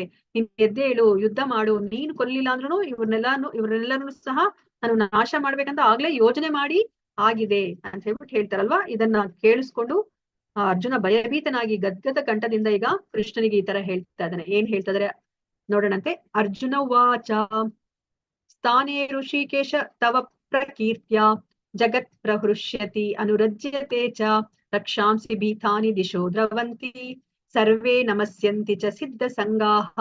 ಅರ್ಜುನನು ಹೇಳಿದನು, ಇಂದ್ರಿಯಗಳ ಪ್ರಭುವಾದ ಋಷಿಕೇಶನೇ, ನಿನ್ನ ಹೆಸರನ್ನು ಕೇಳಿಯೇ ಇಡೀ ಜಗತ್ತು ಸಂತೋಷ ಪಡುತ್ತದೆ. ಆದುದರಿಂದ ಎಲ್ಲರೂ ನಿನ್ನಲ್ಲಿ ಅನುರಾಗಗೊಳ್ಳುತ್ತಾರೆ. ಸಿದ್ಧರು ನಿನಗೆ ತಮ್ಮ ಗೌರವಪೂರ್ವಕ ನಮಸ್ಕಾರಗಳನ್ನು ಅರ್ಪಿಸುತ್ತಾರೆ. ರಾಕ್ಷಸರು ಬೆದರಿ ಎಲ್ಲ ದಿಕ್ಕುಗಳಲ್ಲಿ ಓಡಿ ಹೋಗುತ್ತಾರೆ. ಇದೆಲ್ಲ ಯುಕ್ತವೇ ಸರಿ ಅಂತ ಹೇಳ್ಬಿಟ್ಟು ಹೇಳ್ತಾರೆ. ಇವಾಗ ಆ ಭಗವಂತನ ಇದು ವಿಶ್ವರೂಪವನ್ನ ಮತ್ತೆ ಕಾಲರೂಪವನ್ನ ನೋಡಿದ್ಮೇಲೆ ಅದನ್ನೇ ಹೇಳ್ತಾ ಇದಾರೆ. ನಿನ್ನ ವಿಶ್ವರೂಪವನ್ನ ನೋಡಿ ಎಲ್ಲರೂ ಸಹ ಅಂದ್ರೆ ಯಾರೆಲ್ಲ ಅಸುರರಿರಲ್ವೋ ಅವರೆಲ್ಲರನ್ನೂ ಸಹ ಅದನ್ನ ನೋಡಿ ಸಂತೋಷ ಪಡ್ತಾರೆ. ನಿನ್ನಲ್ಲಿ ಇನ್ನ ಹೆಚ್ಚು ಅನುರಾಗವನ್ನ ಅವರು ಅಂದ್ರೆ ಅನುರಾಗಗೊಳ್ತಾರೆ. ಆದ್ರೆ ರಾಕ್ಷಸರು ಆ ನಿನ್ನ ಕಾಲರೂಪವನ್ನ ನೋಡಿ ಅವರು ದಶ ದಿಕ್ಕುಗಳಿಗೆ ಅವರು ಓಡ್ ಹೋಗ್ತಾರೆ. ಇದೆಲ್ಲನೂ ಸರಿ ಅಂತ ಅನಿಸ್ತದೆ ನನಗೆ. ನಿನ್ನ ಈ ವಿಶ್ವರೂಪವನ್ನ ನೋಡಿದ್ರೆ ಅವ್ರು ಏನ್ ಮಾಡ್ತಾ ಇದಾರೆ ಅದೆಲ್ಲನೂ ಸಹ ಸರಿಯಾಗಿದೆ ಅಂತ ನನಗೆ ಅನಿಸ್ತಾ ಇದೆ ಅಂತ ಹೇಳ್ತಾ ಇದಾರೆ. ಬ್ರಹ್ಮನಿಗೂ ಶ್ರೇಷ್ಠನಾದ ಮಹಾತ್ಮನೇ, ನೀನು ಆದಿ ಸೃಷ್ಟಿಕರ್ತನು. ಆದ್ದರಿಂದ ಅವರು ನಿನಗೆ ಭಕ್ತಿಪೂರ್ವಕ ಪ್ರಣಾಮಗಳನ್ನ ಏಕೆ ಅರ್ಪಿಸಬಾರದು? ನೀನು ಅನಂತನು, ದೇವತೆಗಳ ದೇವ, ಜಗನ್ನಿವಾಸನು, ನೀನೇ ಅಜೇಯನಾದ ಮೂಲನು, ಎಲ್ಲ ಕಾರಣಗಳ ಕಾರಣನು, ಈ ಐಹಿಕ ಅಭಿವ್ಯಕ್ತಿಗೆ ಅತೀತನಾದವನು ಅಲ್ವಾ. ಈಗ ಬ್ರಹ್ಮನೂ ಅಷ್ಟೇ, ಬ್ರಹ್ಮನು ಅವರು ಧ್ಯಾನ ಮಾಡ್ತಿರ್ತಾರೆ. ಅವಾಗ ನಾರದರು ಬಂದು ಕೇಳ್ತಾರೆ ಬ್ರಹ್ಮನಿಗೆ, ನೀನೇ ಸೃಷ್ಟಿಕರ್ತ, ಎಲ್ಲರನ್ನ ಸೃಷ್ಟಿ ಮಾಡೋರು ನೀನೇ, ನೀನ್ ಇನ್ಯಾರನ್ನ ಕುರಿತು ಧ್ಯಾನ ಮಾಡ್ತಿದ್ಯಾ ಅಂತ ಹೇಳ್ಬಿಟ್ಟು ಕೇಳ್ತಾರೆ. ಆಗ ಬ್ರಹ್ಮ ಹೇಳ್ತಾರೆ ಅಲ್ವಾ, ಸೊ ನಾನೇನನ್ನೂ ಮಾಡ್ತಾ ಇಲ್ಲ ಅಲ್ವಾ, ನಾನು ದೇವೋತ್ತಮ ಪರಮ ಪುರುಷನ ಆಜ್ಞೆನ ನಾನು ಪಾಲನೆ ಮಾಡ್ತಾ ಇದ್ದೀನಿ ಅಲ್ವಾ, ನಾನು ಎರಡನೇ ಸೃಷ್ಟಿಕರ್ತ. ಕೃಷ್ಣ ಅಂದ್ರೆ ಅವ್ರು ಏನ್ ಆಜ್ಞೆಯನ್ನ ಕೊಟ್ಟಿದ್ದಾರೆ ಅದಕ್ಕೆ ಅನುಗುಣವಾಗಿ ನಾನು ದೇಹವನ್ನ ಅವ್ರಿಗೆ ಕೊಡ್ತಾ ಇದ್ದೀನಿ ಅಷ್ಟೇನೆ, ಭಗವಂತನ ಆದೇಶವನ್ನ ಪಾಲಿಸ್ತಾ ಇದ್ದೀನಿ ನಾನು ಅಂತ ಹೇಳ್ತಾರೆ ಅಲ್ವಾ. ಅದಕ್ಕೇನೆ ಇಲ್ಲಿ ಹೇಳ್ತಾ ಇದ್ರೆ, ಅದಕ್ಕೇನೆ ನೀನು ಬ್ರಹ್ಮನಿಗಿನ ಶ್ರೇಷ್ಠನಾದವನು, ಅದಕ್ಕೆ ಬ್ರಹ್ಮ ನಿನಗೆ ನಮಸ್ಕಾರ ಮಾಡ್ತಾರೆ, ಅದನ್ನು ಸಹ ಯುಕ್ತವೇ. ಅವ್ರು ಯಾಕೆ ನಿನಗೆ ಪ್ರಣಾಮಗಳನ್ನ ಅರ್ಪಿಸಬಾರ್ದು, ಯಾಕಂದ್ರೆ ನೀನು ದೇವಾದಿ ದೇವ ನೀನು ಅಂತ ಹೇಳ್ಬಿಟ್ಟು ಇಲ್ಲಿ ಹೇಳ್ತಾ ಇದಾರೆ. ದೇವತೆಗಳ ದೇವ ನೀನು, ಜಗನ್ನಿವಾಸ, ಅನಂತ, ಅಜೇಯನಾದ ಮೂಲನು, ಎಲ್ಲ ಕಾರಣಗಳಿಗೆ ಕಾರಣನು ನೀನು, ಈ ಐಹಿಕ ಅಭಿವ್ಯಕ್ತಿಗೆ ಅತೀತನಾದವನು ನೀನು, ಈ ಐಕ್ಯ ಪ್ರಪಂಚ ಬರ್ಲಿಕ್ಕಿನ ಮುಂಚೆನೆ ನೀನು ಇದ್ದವನು, ಈ ಐಕ್ಯ ಪ್ರಪಂಚದ ಜೊತೆ ನಿನಗೆ ಯಾವುದೇ ಒಂದು ಸಂಬಂಧ ಇಲ್ಲ ಅಂತ ಹೇಳ್ಬಿಟ್ಟು ಇಲ್ಲಿ ಹೇಳ್ತಾ ಇದ್ದಾರೆ. ತ್ವಮಾದಿದೇವ ಪುರುಷ ಪುರಾಣ ತ್ವಂ ಅಸ್ಯ ವಿಶ್ವಸ್ಯ ಪರಂ ನಿಧಾನಂ ವೇತ್ತಾಸಿ ವೇದ್ಯಂಚ ಪರಂಚ ಧಾಮ ತ್ವಯಾ ತತಂ ವಿಶ್ವಮನಂತ ರೂಪಂ. ನೀನು ಆದಿ ದೇವೋತ್ತಮ ಪುರುಷನು, ಪುರಾಣ ಪುರುಷನು, ಈ ಪ್ರಕಟಿತ ವಿಶ್ವದ ಕಟ್ಟ ಕಡೆಯ ಆಶಯ ನೀನು, ಎಲ್ಲವನ್ನು ತಿಳಿದವನು ನೀನು, ತಿಳಿಯಲು ಸಾಧ್ಯವಿರುವುದೆಲ್ಲ ನೀನೇ, ಭೌತಿಕ ಗುಣಗಳನ್ನು ಮೀರಿದ ಪರಂಧಾಮನು ನೀನು, ಹೇ ಅನಂತ ರೂಪನೇ, ಈ ವಿಶ್ವವನ್ನೆಲ್ಲ ನೀನು ವ್ಯಾಪಿಸಿರುವೆ ಅಂತ ಬಿಟ್ಟು ಇಲ್ಲಿ ಕೃಷ್ಣನ ಗುಣಗಾನವನ್ನ ಮಾಡ್ತಾ ಇದ್ದಾರೆ ಅರ್ಜುನ. ಇವಾಗ ಏನ್ ಹೇಳ್ತಾರೆ, ಪುರಾಣ ಪುರುಷ, ಮತ್ತೆ ಆಶ್ರಯ ತಾಣ, ಕಟ್ಟ ಕಡೆಯ ಆಶ್ರಯ ತಾಣ ನೀನು, ಎಲ್ಲವನ್ನ ಬಲ್ಲವನು ನೀನು, ಮತ್ತೆ ಏನೆಲ್ಲ ತಿಳ್ಕೊಳ್ಲಿಕ್ಕೆ ಸಾಧ್ಯ ಇದೆಯೋ, ಮತ್ತೆ ಕೊನೆಯಲ್ಲಿ ಅಂದ್ರೆ ಇನ್ನೇನು ತಿಳ್ಕೊಳೋದೇ ಇಲ್ಲ ಅಂತ ಏನಾದ್ರು ನಮ್ಮ ಒಂದು ಹಂತಕ್ಕೆ ಬರ್ತೀವಿ ಅಂತಂದ್ರೆ ಅದು ನೀನು ತಿಳ್ಕೊಂಡ್ಮೇಲೆ ಇನ್ನೇನು ತಿಳ್ಕೊಳೋದು ಬೇಕಾಗಿಲ್ಲ. ಭೌತಿಕ ಗುಣಗಳನ್ನ ಮೀರಿದವನು ನೀನು, ಪರಂಧಾಮ ನೀನು, ಅಂದ್ರೆ ಶಾಶ್ವತವಾದ ಧಾಮದಲ್ಲಿ, ಪರಮ ಧಾಮದಲ್ಲಿ ವಾಸ ಮಾಡುವಂತವ್ ನೀನು, ಅನಂತ ರೂಪ, ಒಂದು ರೂಪ ಅಲ್ಲ ಹಲವಾರು ರೂಪಗಳಿದೆ, ಕೋಟ್ಯಾಂತರ ರೂಪಗಳನ್ನು ಹೊಂದಿರೋನು ನೀನು, ಈ ವಿಶ್ವವನ್ನೆಲ್ಲ ನೀನು ವ್ಯಾಪಿಸಿರುವೆ ಅಂತ ನೋಡಿ ಇಲ್ಲಿ ಒಪ್ಕೋತಾ ಇದಾರೆ ಅಲ್ವಾ. ವಿಶ್ವವ್ಯಾಪಿ ಅಂತ ಹೇಳಿದಾಗ ಗೊತ್ತಾಗಿಲ್ಲ, ಈಗ ಕಣ್ಣು ಮುಂದೆ ನೋಡಿ ಅವ್ರು ಒಪ್ಕೋತಾ ಇದಾರೆ ಅರ್ಜುನ, ವಿಶ್ವವ್ಯಾಪಿ ನೀನು ಅಂತ ಹೇಳ್ಬಿಟ್ಟು. ಈಗ ಅವ್ರಿಗೆ ಏನಾಗ್ತಿದೆ, ಈ ಭಗವಂತನ ಶಕ್ತಿನ ನೋಡಿ ಅವ್ರು ಒಂದು ಕ್ಷಣ ಯೋಚನೆ ಮಾಡ್ತಾರೆ, ಅಯ್ಯೋ ನಾನು ಆ ಸ್ನೇಹ ಭಾವದಲ್ಲಿ ಭಗವಂತನ ಜೊತೆ ಏಕವಚನದಲ್ಲಿ ಮಾತಾಡಿದೀನಿ, ಮತ್ತೆ ನಾನು ಎಷ್ಟು ಸತಿ ಕೃಷ್ಣನಿಗೆ ನಾನು ಅಡಗಿಸಿದೀನಿ, ಕಿಚಾಯಿಸಿದೀನಿ ಅಲ್ವಾ, ಅದೆಲ್ಲ ಜ್ಞಾಪಕಕ್ಕೆ ಬರುತ್ತೆ. ಅಯ್ಯೋ ನಾನು ಎಷ್ಟೆಲ್ಲ ತಪ್ಪು ಮಾಡಿದೀನಿ, ಇವರ ಶ್ರೇಷ್ಠತೆನ ನಾನು, ಕೃಷ್ಣನ ಶ್ರೇಷ್ಠತೆ ನಾನು ತಿಳಿದಲೆ ಅಂತ ಹೇಳ್ಬಿಟ್ಟು ಈಗ ಅವರು ನನ್ನನ್ನ ಕ್ಷಮಿಸು ಅಂತ ಹೇಳ್ಬಿಟ್ಟು ಇಲ್ಲಿ ಅರ್ಜುನ ಕೇಳ್ತಾ ಇದ್ದಾರೆ. ಸಖೇತಿ ಮತ್ವಾ ಪ್ರಸಭಂ ಯದ್ ಉಕ್ತಂ ಹೇ ಕೃಷ್ಣ ಯೇ ಯಾದವ ಹೇ ಸಖೇತಿ ಅಜಾನತಾ ಮಹಿಮಾನಂ ತವೇದಂ ಮಯಾ ಪ್ರಮಾದಾತ್ ಪ್ರಣಯೇನ ವಾಪಿ ಯಚ್ಚಾವಹಾಸಾರ್ಥಂ ಅಸತ್ಕೃತೋಸಿ ವಿಹಾರ ಶಯ್ಯಾಸನ ಭೋಜನೇಶು ಏಕೋತವಾಪಿ ಅಚ್ಯುತ ತತ್ ಸಮಕ್ಷಂ ತತ್ಕ್ಷಾಮಯೇ ತ್ವಾಂ ಅಹಂ ಅಪ್ರಮೇಯಂ. ನಿನ್ನ ಮಹಿಮೆಗಳನ್ನು ತಿಳಿಯದೆ, ನೀನು ನನ್ನ ಸಖನೆಂದು ಭಾವಿಸಿ ಯೋಚನೆ ಮಾಡದೆ ನಿನ್ನನ್ನು ಕೃಷ್ಣ, ಯಾದವ, ಓ ಗೆಳೆಯ ಎಂದೆಲ್ಲ ಕರೆದಿದ್ದೇನೆ. ಪ್ರಮಾದದಿಂದಾಗಲಿ ಪ್ರೀತಿಯಿಂದಾಗಲಿ ನಾನು ಮಾಡಿರುವ ಅಪರಾಧಗಳನ್ನು ಕ್ಷಮಿಸು. ವಿಹಾರದಲ್ಲಿ ಒಂದೇ ಹಾಸಿಗೆಯಲ್ಲಿ ಮಲಗಿದ್ದಾಗ, ನಾವಿಬ್ಬರೇ ಇದ್ದಾಗ, ಸ್ನೇಹಿತರ ಮುಂದೆ ನಿನ್ನನ್ನು ನಾನು ಅನೇಕ ಬಾರಿ ಅಪಹಾಸ್ಯ ಮಾಡಿದ್ದೇನೆ. ಅಚ್ಯುತನೇ, ಇವಕ್ಕೆಲ್ಲ ನಾನು ನಿನ್ನ ಕ್ಷಮೆ ಬೇಡುತ್ತೇನೆ ಅಂತ ಹೇಳ್ಬಿಟ್ಟು ಇಲ್ಲಿ ಹೇಳ್ತಾರೆ ನೋಡಿ ಅಲ್ವಾ. ಅವ್ರನ್ನ ಸ್ನೇಹ ಭಾವದಲ್ಲಿ ಅವರಿದ್ರು, ಕೃಷ್ಣ ಮತ್ತೆ ಅರ್ಜುನರ ಮಧ್ಯೆ ಇದ್ದು ಸ್ನೇಹ ಭಾವ. ಅದಕ್ಕೆ ಸ್ನೇಹಿತರು ಯಾವ ತರ ಇರ್ತಾರೆ, ಓ ನೀನ್ ದೊಡ್ಡವನು, ನೀನ್ ಚಿಕ್ಕವನು ಅಂತ ಹೇಳ್ಬಿಟ್ಟು ಅಲ್ಲಿ ಯಾವುದೇ ಒಂದು ಭೇದ ಭಾವ ಇರುದಿಲ್ಲ ಅಲ್ವಾ. ಒಬ್ರಿಗೊಬ್ರು ಅವರು ಹಾಸ್ಯ ಅಪಹಾಸ್ಯ ಎಲ್ಲ ಮಾಡ್ಕೊತಾ ಇರ್ತಾರೆ, ಕಾಲೆಳಿತಾ ಇರ್ತಾರೆ ಅಲ್ವಾ. ಏಕವಚನದಲ್ಲಿ ಅವರು ಸಂಬೋಧಿಸ್ತಾ ಇರ್ತಾರೆ, ಒಂದೇ ತಟ್ಟೆಲಿ ಊಟ ಮಾಡ್ತಿರ್ತಾರೆ, ಒಂದೇ ಹಾಸಿಗೆಯಲ್ಲಿ ಮಲ್ಕೋತಾ ಇರ್ತಾರೆ. ಅದನ್ನೇ ಇಲ್ಲಿ ಹೇಳ್ತಾ ಇದಾರೆ ಅವ್ರಿವಾಗ ಇಂತಹ ಒಂದು ಭಗವಂತನ ಮಹಿಮೆಗಳನ್ನ ತಿಳಿದಲೆ ನಾನು ಏನ್ ಮಾಡಿದೀನಿ, ನಾನು ಭಗವಂತನನ್ನ ನಾನು ಸ್ನೇಹಿತ ಅಂತ ಭಾವಿಸಿ ಏನನ್ನೂ ಯೋಚನೆ ಮಾಡ್ದಲೆ ಕೃಷ್ಣ, ಯಾದವ, ಓ ಗೆಳೆಯ ಅಂತ ಹೇಳ್ಬಿಟ್ಟು ನಾನು ಏಕವಚನದಲ್ಲಿ ಕರೆದಿದ್ದೀನಿ. ನಾನು ಏನಾದ್ರೂ ಅಪರಾಧಗಳನ್ನ ಮಾಡಿದ್ರೆ ಅದನ್ನ ನನ್ನ ಕ್ಷಮಿಸು, ನನ್ನ ಅಪರಾಧಗಳನ್ನ ಕ್ಷಮಿಸು ಅಂತ ಹೇಳ್ತಾ ಇದ್ದಾರೆ. ನಾನು ವಿಹಾರ ಮಾಡ್ತಾ ಇರ್ಬೇಕಾದ್ರೆ ಒಂದೇ ಹಾಸಿಗೆಯಲ್ಲಿ ಮಲ್ಕೊಂಡಿದ್ದೀವಿ, ನಾವ್ ಇಬ್ಬರೇ ಇದ್ದಾಗ ಸ್ನೇಹಿತರ ಮುಂದೆ ನಾನು ನಿನ್ನನ್ನ ಅನೇಕ ಬಾರಿ ಅಪಹಾಸ್ಯ ಮಾಡಿದೀನಿ, ನಾನು ಇದಕ್ಕೆಲ್ಲ ನಾನು ನಿನ್ನ ಕ್ಷಮೆಯನ್ನ ಬೇಡ್ತಾ ಇದೀನಿ ಅಂತ ಹೇಳ್ಬಿಟ್ಟು ಇಲ್ಲಿ ಕ್ಷಮೆಯನ್ನ ಬೇಡ್ತಾ ಇದ್ದಾರೆ ಅರ್ಜುನ. ಸೊ ಅರ್ಜುನ ಇಲ್ಲಿ ಏಕೆ ಕ್ಷಮೆ ಕೇಳುತ್ತಿದ್ದಾನೆ ಅಂತ ಹೇಳ್ಬಿಟ್ಟು ಇಲ್ಲಿ ಕೇಳ್ತಾ ಇದ್ದಾರೆ. ಸೊ ಯಾಕೆಂದ್ರೆ ಇವಾಗ ಅರ್ಜುನನಿಗೆ ಆ ಭಗವಂತನ ಮಹಿಮೆ ಅರ್ಥ ಆಯ್ತು. ಇಷ್ಟ ಅವರು ಸಖ್ಯ ಭಾವದಲ್ಲಿ ಇದ್ರು, ಈಗ ಆ ಭಗವಂತನ ಶಕ್ತಿಯನ್ನು ನೋಡಿದ್ಮೇಲೆ ಅವರ ಆ ಸರ್ವೋಚ್ಚ ಸ್ಥಾನ ಗೊತ್ತಾಯ್ತು ಅಲ್ವಾ. ಅವರು ವಿಭು, ನಾನು ಅಣು ಅಂತ ಗೊತ್ತಾಯ್ತು ಅಲ್ವಾ. ಅಂತಹ ಮಹಿಮೆಗಳನ್ನ ಹೊಂದಿರೋ ಕೃಷ್ಣನನ್ನ ನಾನು ಏಕವಚನದಲ್ಲಿ ನಾನು ಮಾತಾಡ್ಸಿದೀನಿ, ಮತ್ತೆ ಅಪಹಾಸ್ಯ ಮಾಡಿದೀನಿ ಅಂತ ಹೇಳ್ಬಿಟ್ಟು ಅದಕ್ಕೆ ಅವರು ಕ್ಷಮೆಯನ್ನ ಅವರು ಬೇಡ್ತಾ ಇದ್ದಾರೆ. ಅದೃಷ್ಟಪೂರ್ವಂ ವೃಷಿತೋಷಿ ದೃಷ್ಟ್ವಾ ಭಯೇನ ಚ ಪ್ರವ್ಯತಿತಂ ಮನೋ ಮೇ ತದ್ಯೇವ ಮೇ ದರ್ಶಯ ದೇವರೂಪಂ ಪ್ರಸೀದ ದೇವೇಶ ಜಗನ್ನಿವಾಸ. ನಾನು ಹಿಂದೆ ನೋಡದಿದ್ದ ಈ ವಿಶ್ವರೂಪವನ್ನು ಕಂಡು ಸಂತೋಷ ಪಟ್ಟಿದ್ದೇನೆ, ಆದರೆ ಅದೇ ಕಾಲದಲ್ಲಿ ನನ್ನ ಮನಸ್ಸು ಭಯದಿಂದ ಗೊಂಡಿದೆ. ಹೇ ಪ್ರಭುಗಳ ಪ್ರಭುವೇ, ಜಗನ್ನಿವಾಸನೆ, ನನ್ನಲ್ಲಿ ಕೃಪೆ ಮಾಡಿ ದೇವೋತ್ತಮ ಪರಮಪುರುಷನಾದ ನಿನ್ನ ರೂಪವನ್ನ ನನಗೆ ಮತ್ತೆ ತೋರಿಸು ಅಂತ ಹೇಳ್ಬಿಟ್ಟು ಇಲ್ಲಿ ಹೇಳ್ತಾ ಇದ್ದಾರೆ. ಇವಾಗ ವಿಶ್ವರೂಪವನ್ನ ನೋಡಿ ನಾನು ಸಂತೋಷ ಪಟ್ಟಿದ್ದೀನಿ ಕೃಷ್ಣ, ಅದ್ರ ಜೊತೆ ನನಗೆ ನಿನ್ನ ಕಾಲರೂಪವನ್ನ ನೋಡಿ ನಾನು ಭಯದಿಂದ ನನ್ನ ಮನಸ್ಸು ತಲ್ಲಣಗೊಂಡಿದೆ. ನೀನು ನನ್ನಲ್ಲಿ ಕೃಪೆ ತೋರಿಸಿ ನೀನು ಮೊದಲು ನಿನ್ನ ಯಾವ ರೂಪದಲ್ಲಿ ಇದೆಯೋ ಅದೇ ರೂಪವನ್ನ ನನಗೆ ಮತ್ತೆ ತೋರಿಸು ಅಂತ ಹೇಳ್ಬಿಟ್ಟು ಇಲ್ಲಿ ಹೇಳ್ತಾ ಇದ್ದಾರೆ. ಸೊ ಇವಾಗ ನಮ್ಗೆ ಅರ್ಜುನ ಪ್ರಾರ್ಥನೆ ಮಾಡೋ ವಿಧಾನವನ್ನ ಹೇಗೆ ಅಂತ ಹೇಳ್ಬಿಟ್ಟು ನಮ್ಗೆ ತಿಳಿಸಿಕೊಡ್ತಾ ಇದ್ದಾರೆ. ನಾವ್ ಹೇಗೆ ಯಾವತ್ತೇ ಆಗ್ಲಿ ಪ್ರಾರ್ಥನೆ ಮಾಡ್ಬೇಕಂತಂದ್ರೆ ಮೊದ್ಲು ಭಗವಂತನ ಸ್ತುತಿಯನ್ನ ಮಾಡ್ಬೇಕಾಗತ್ತೆ ಅಲ್ವಾ. ಭಗವಂತನ ಸರ್ವೋಚ್ಚ ಸ್ಥಾನವನ್ನ, ಆ ಎಲ್ಲ ಸಕಲ ಕಾರಣವೇ ಅವನು ಕಾರಣ ಅಂತ ಹೇಳ್ಬಿಟ್ಟು, ದೇವ ಜಗನ್ನಿವಾಸ ಅಂದ್ರೆ ಕಟ್ಟ ಕಡೆಯ ಆಶ್ರಯ ತಾಣ ಅಂತ ಹೇಳ್ಬಿಟ್ಟು ಇದೆಲ್ಲ ಭಗವಂತನ ಸ್ತುತಿಯನ್ನ ನಾವು ಮಾಡ್ಬೇಕಾಗತ್ತೆ. ಆಮೇಲೆ ನಾವು ಅವ್ರಿಗೆ ಪ್ರಣಾಮವನ್ನ ಮಾಡ್ಬೇಕು. ಇಲ್ಲಿ ಕೃಷ್ಣನನ್ನ ನೋಡಿ ಅರ್ಜುನ ಅನೇಕ ಬಾರಿ ಪ್ರಣಾಮ ಮಾಡ್ತಿದ್ದಾನೆ. ಎಷ್ಟು ಸತಿ ನಮಸ್ಕಾರ ಮಾಡಿದ್ರು ಅವ್ರಿಗೆ ತೃಪ್ತಿ ಆಗ್ತಾನೆ ಇಲ್ಲ. ಅವರು ಬಲಗಡೆಯಿಂದ, ಎಡಗಡೆಯಿಂದ, ಹಿಂದೆಯಿಂದ, ಮುಂದೆಯಿಂದ ಎಲ್ಲ ಕಡೆಯಿಂದ ಅವರು ನಮಸ್ಕಾರ ಮಾಡ್ತಾರೆ. ನಾವು ಸಹ ಭಗವಂತನಿಗೆ ಪ್ರಣಾಮವನ್ನ ನಾವು ಮಾಡ್ಬೇಕಾಗತ್ತೆ. ಅದಾದ್ಮೇಲೆ ನಾವು ಕ್ಷಮೆಯನ್ನ ಬೇಡ್ಬೇಕು. ಅಂದ್ರೆ ನಾವೇನಾದ್ರೂ ನಮ್ಮಿಂದ ತಪ್ಪಾಗಿದ್ರೆ ಅದನ್ನ ಕ್ಷಮಿಸು ಅಂತ ಹೇಳ್ಬಿಟ್ಟು ನಾವು ಕೃಷ್ಣನಲ್ಲಿ ನಾವು ಬೇಡ್ಕೋಬೇಕು, ಕ್ಷಮೆಯನ್ನ ಯಾಚಿಸ್ಬೇಕು. ಅದಾದ್ಮೇಲೆ ನಮ್ಮಲ್ಲಿ ಏನಾದ್ರೂ ಒಂದು ಆಕಾಂಕ್ಷೆಗಳಿದ್ರೆ, ಶುದ್ಧ ಭಕ್ತರು ಯಾವುದೇ ಒಂದು ಆಸೆ ಆಕಾಂಕ್ಷೆಯನ್ನ ಅವ್ರು ಇಟ್ಕೊಳ್ಳೋದಿಲ್ಲ. ಕೃಷ್ಣನ ಆಸೆನೇ ಅವರ ಆಸೆ ಆಗಿರುತ್ತೆ.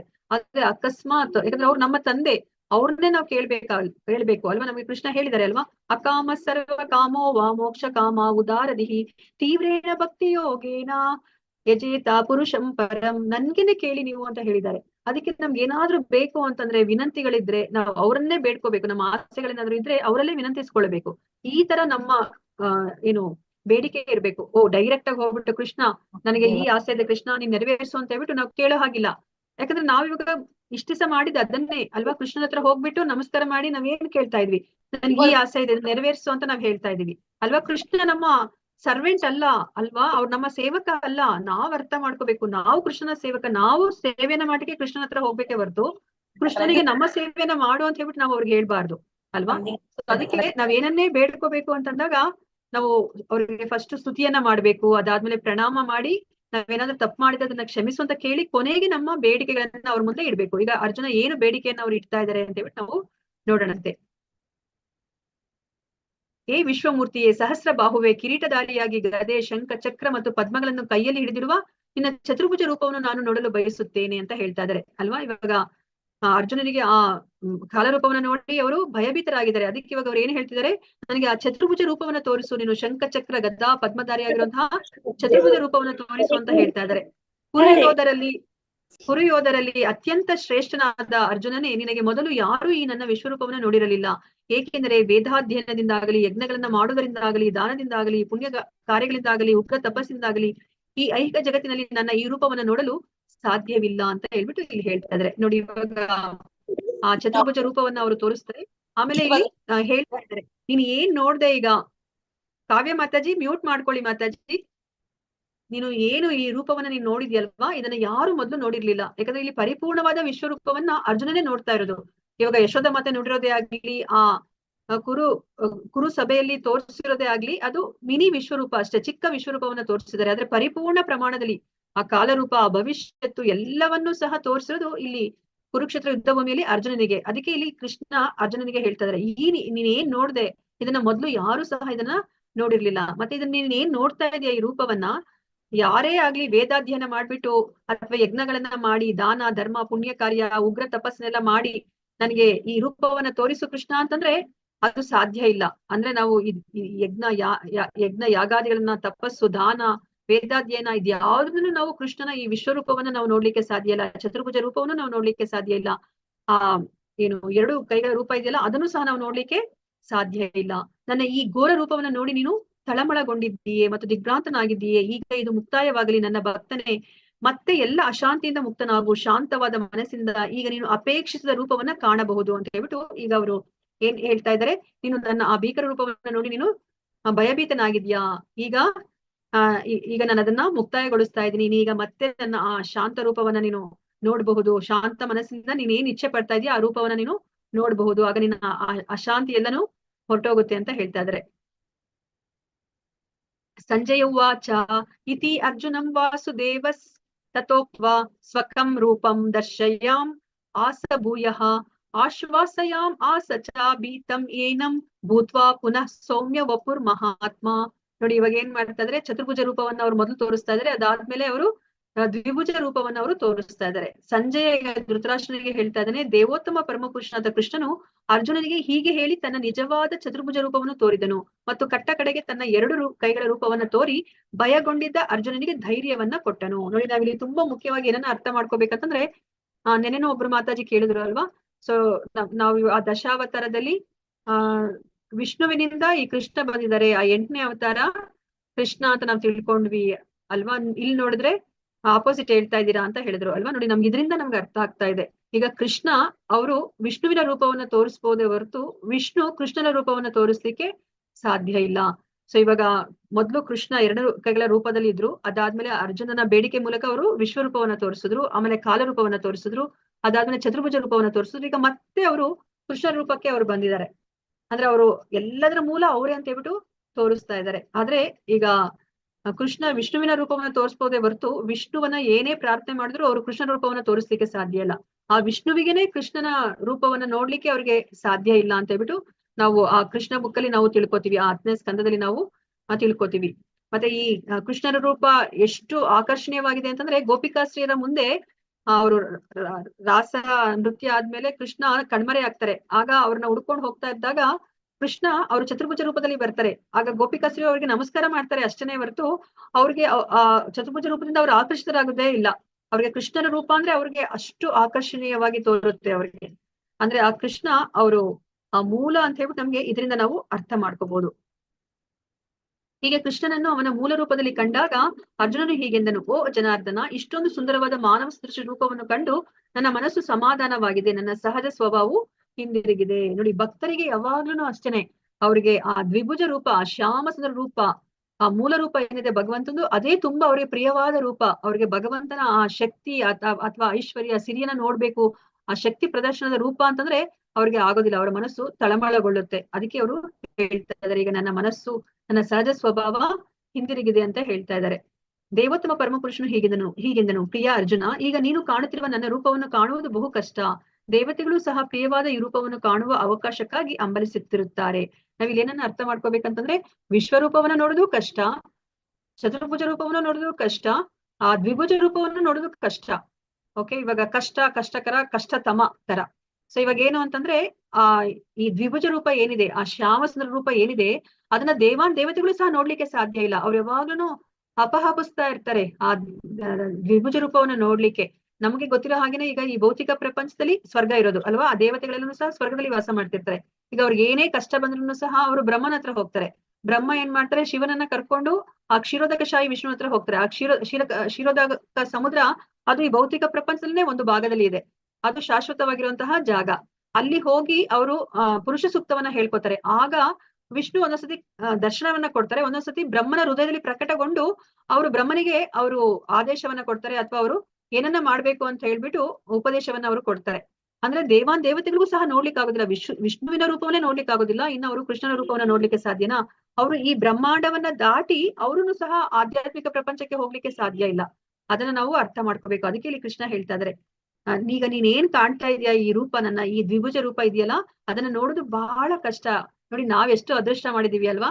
ನಾವ್ ಇವಾಗ ಇಸ್ಕಾನ್ ದೇವಸ್ಥಾನಕ್ಕೆ ಹೋದ್ರೆ ನಾವು ಆ ಭಗವಂತನ ದ್ವಿಭುಜ ರೂಪವನ್ನ ನೋಡ್ತಾ ಇದೀವಿ. ರಾಧಾಕೃಷ್ಣರನ್ನ ನಾವು ದರ್ಶನ ಮಾಡ್ತಾ ಇದೀವಿ ಅಲ್ವಾ. ನಾವು ನಾಳೆಯ ಅಧ್ಯಾಯದಲ್ಲಿ ನಾವು ತಿಳ್ಕೊತೀವಿ ಅಲ್ವಾ. ಕೃಷ್ಣ ಈ ಕಲಿಯುಗದಲ್ಲಿ ಅವರು ಅರ್ಚಾವತಾರದಲ್ಲಿ ಬಂದಿದ್ದಾರೆ. ಕೃಷ್ಣ ಬೇರೆ ಅಲ್ಲ, ನಾವು ಅಲ್ಲೇನು ಅರ್ಚ ವಿಗ್ರಹಗಳನ್ನ ನೋಡ್ತೀವಿ ಅದು ಬೇರೆ ಇಲ್ಲ ಅಂತ ನಾವು ತಿಳ್ಕೊತೀವಿ. ಸೊ ಇವಾಗ ನೋಡಿ, ನಾವು ಸಹ ಶ್ರೀಲ ಪ್ರಭುಪಾದರ ಕರುಣೆಯಿಂದ ನಾವು ಭಗವಂತನ ಆ ದ್ವಿಭುಜ ರೂಪವನ್ನು ನಾವು ನೋಡ್ತಾ ಇದ್ದೀವಿ. ದೇವತೆಗಳು ಸಹ ಪ್ರಿಯವಾದ ಈ ರೂಪವನ್ನು ಕಾಣುವ ಅವಕಾಶಕ್ಕಾಗಿ ಹಂಬಲಿಸುತ್ತಾ ಇರುತ್ತಾರೆ. ಸೊ ಇನ್ನೊಂದು 3 ಶ್ಲೋಕ ಇದೆ, ಬೇಗ ಹೇಳ್ಬಿಡ್ತೀನಿ. ನಾನು ವಿಶ್ವರೂಪವನ್ನು ಹೇಗೆ ನೋಡಲಿ ಅಂತ.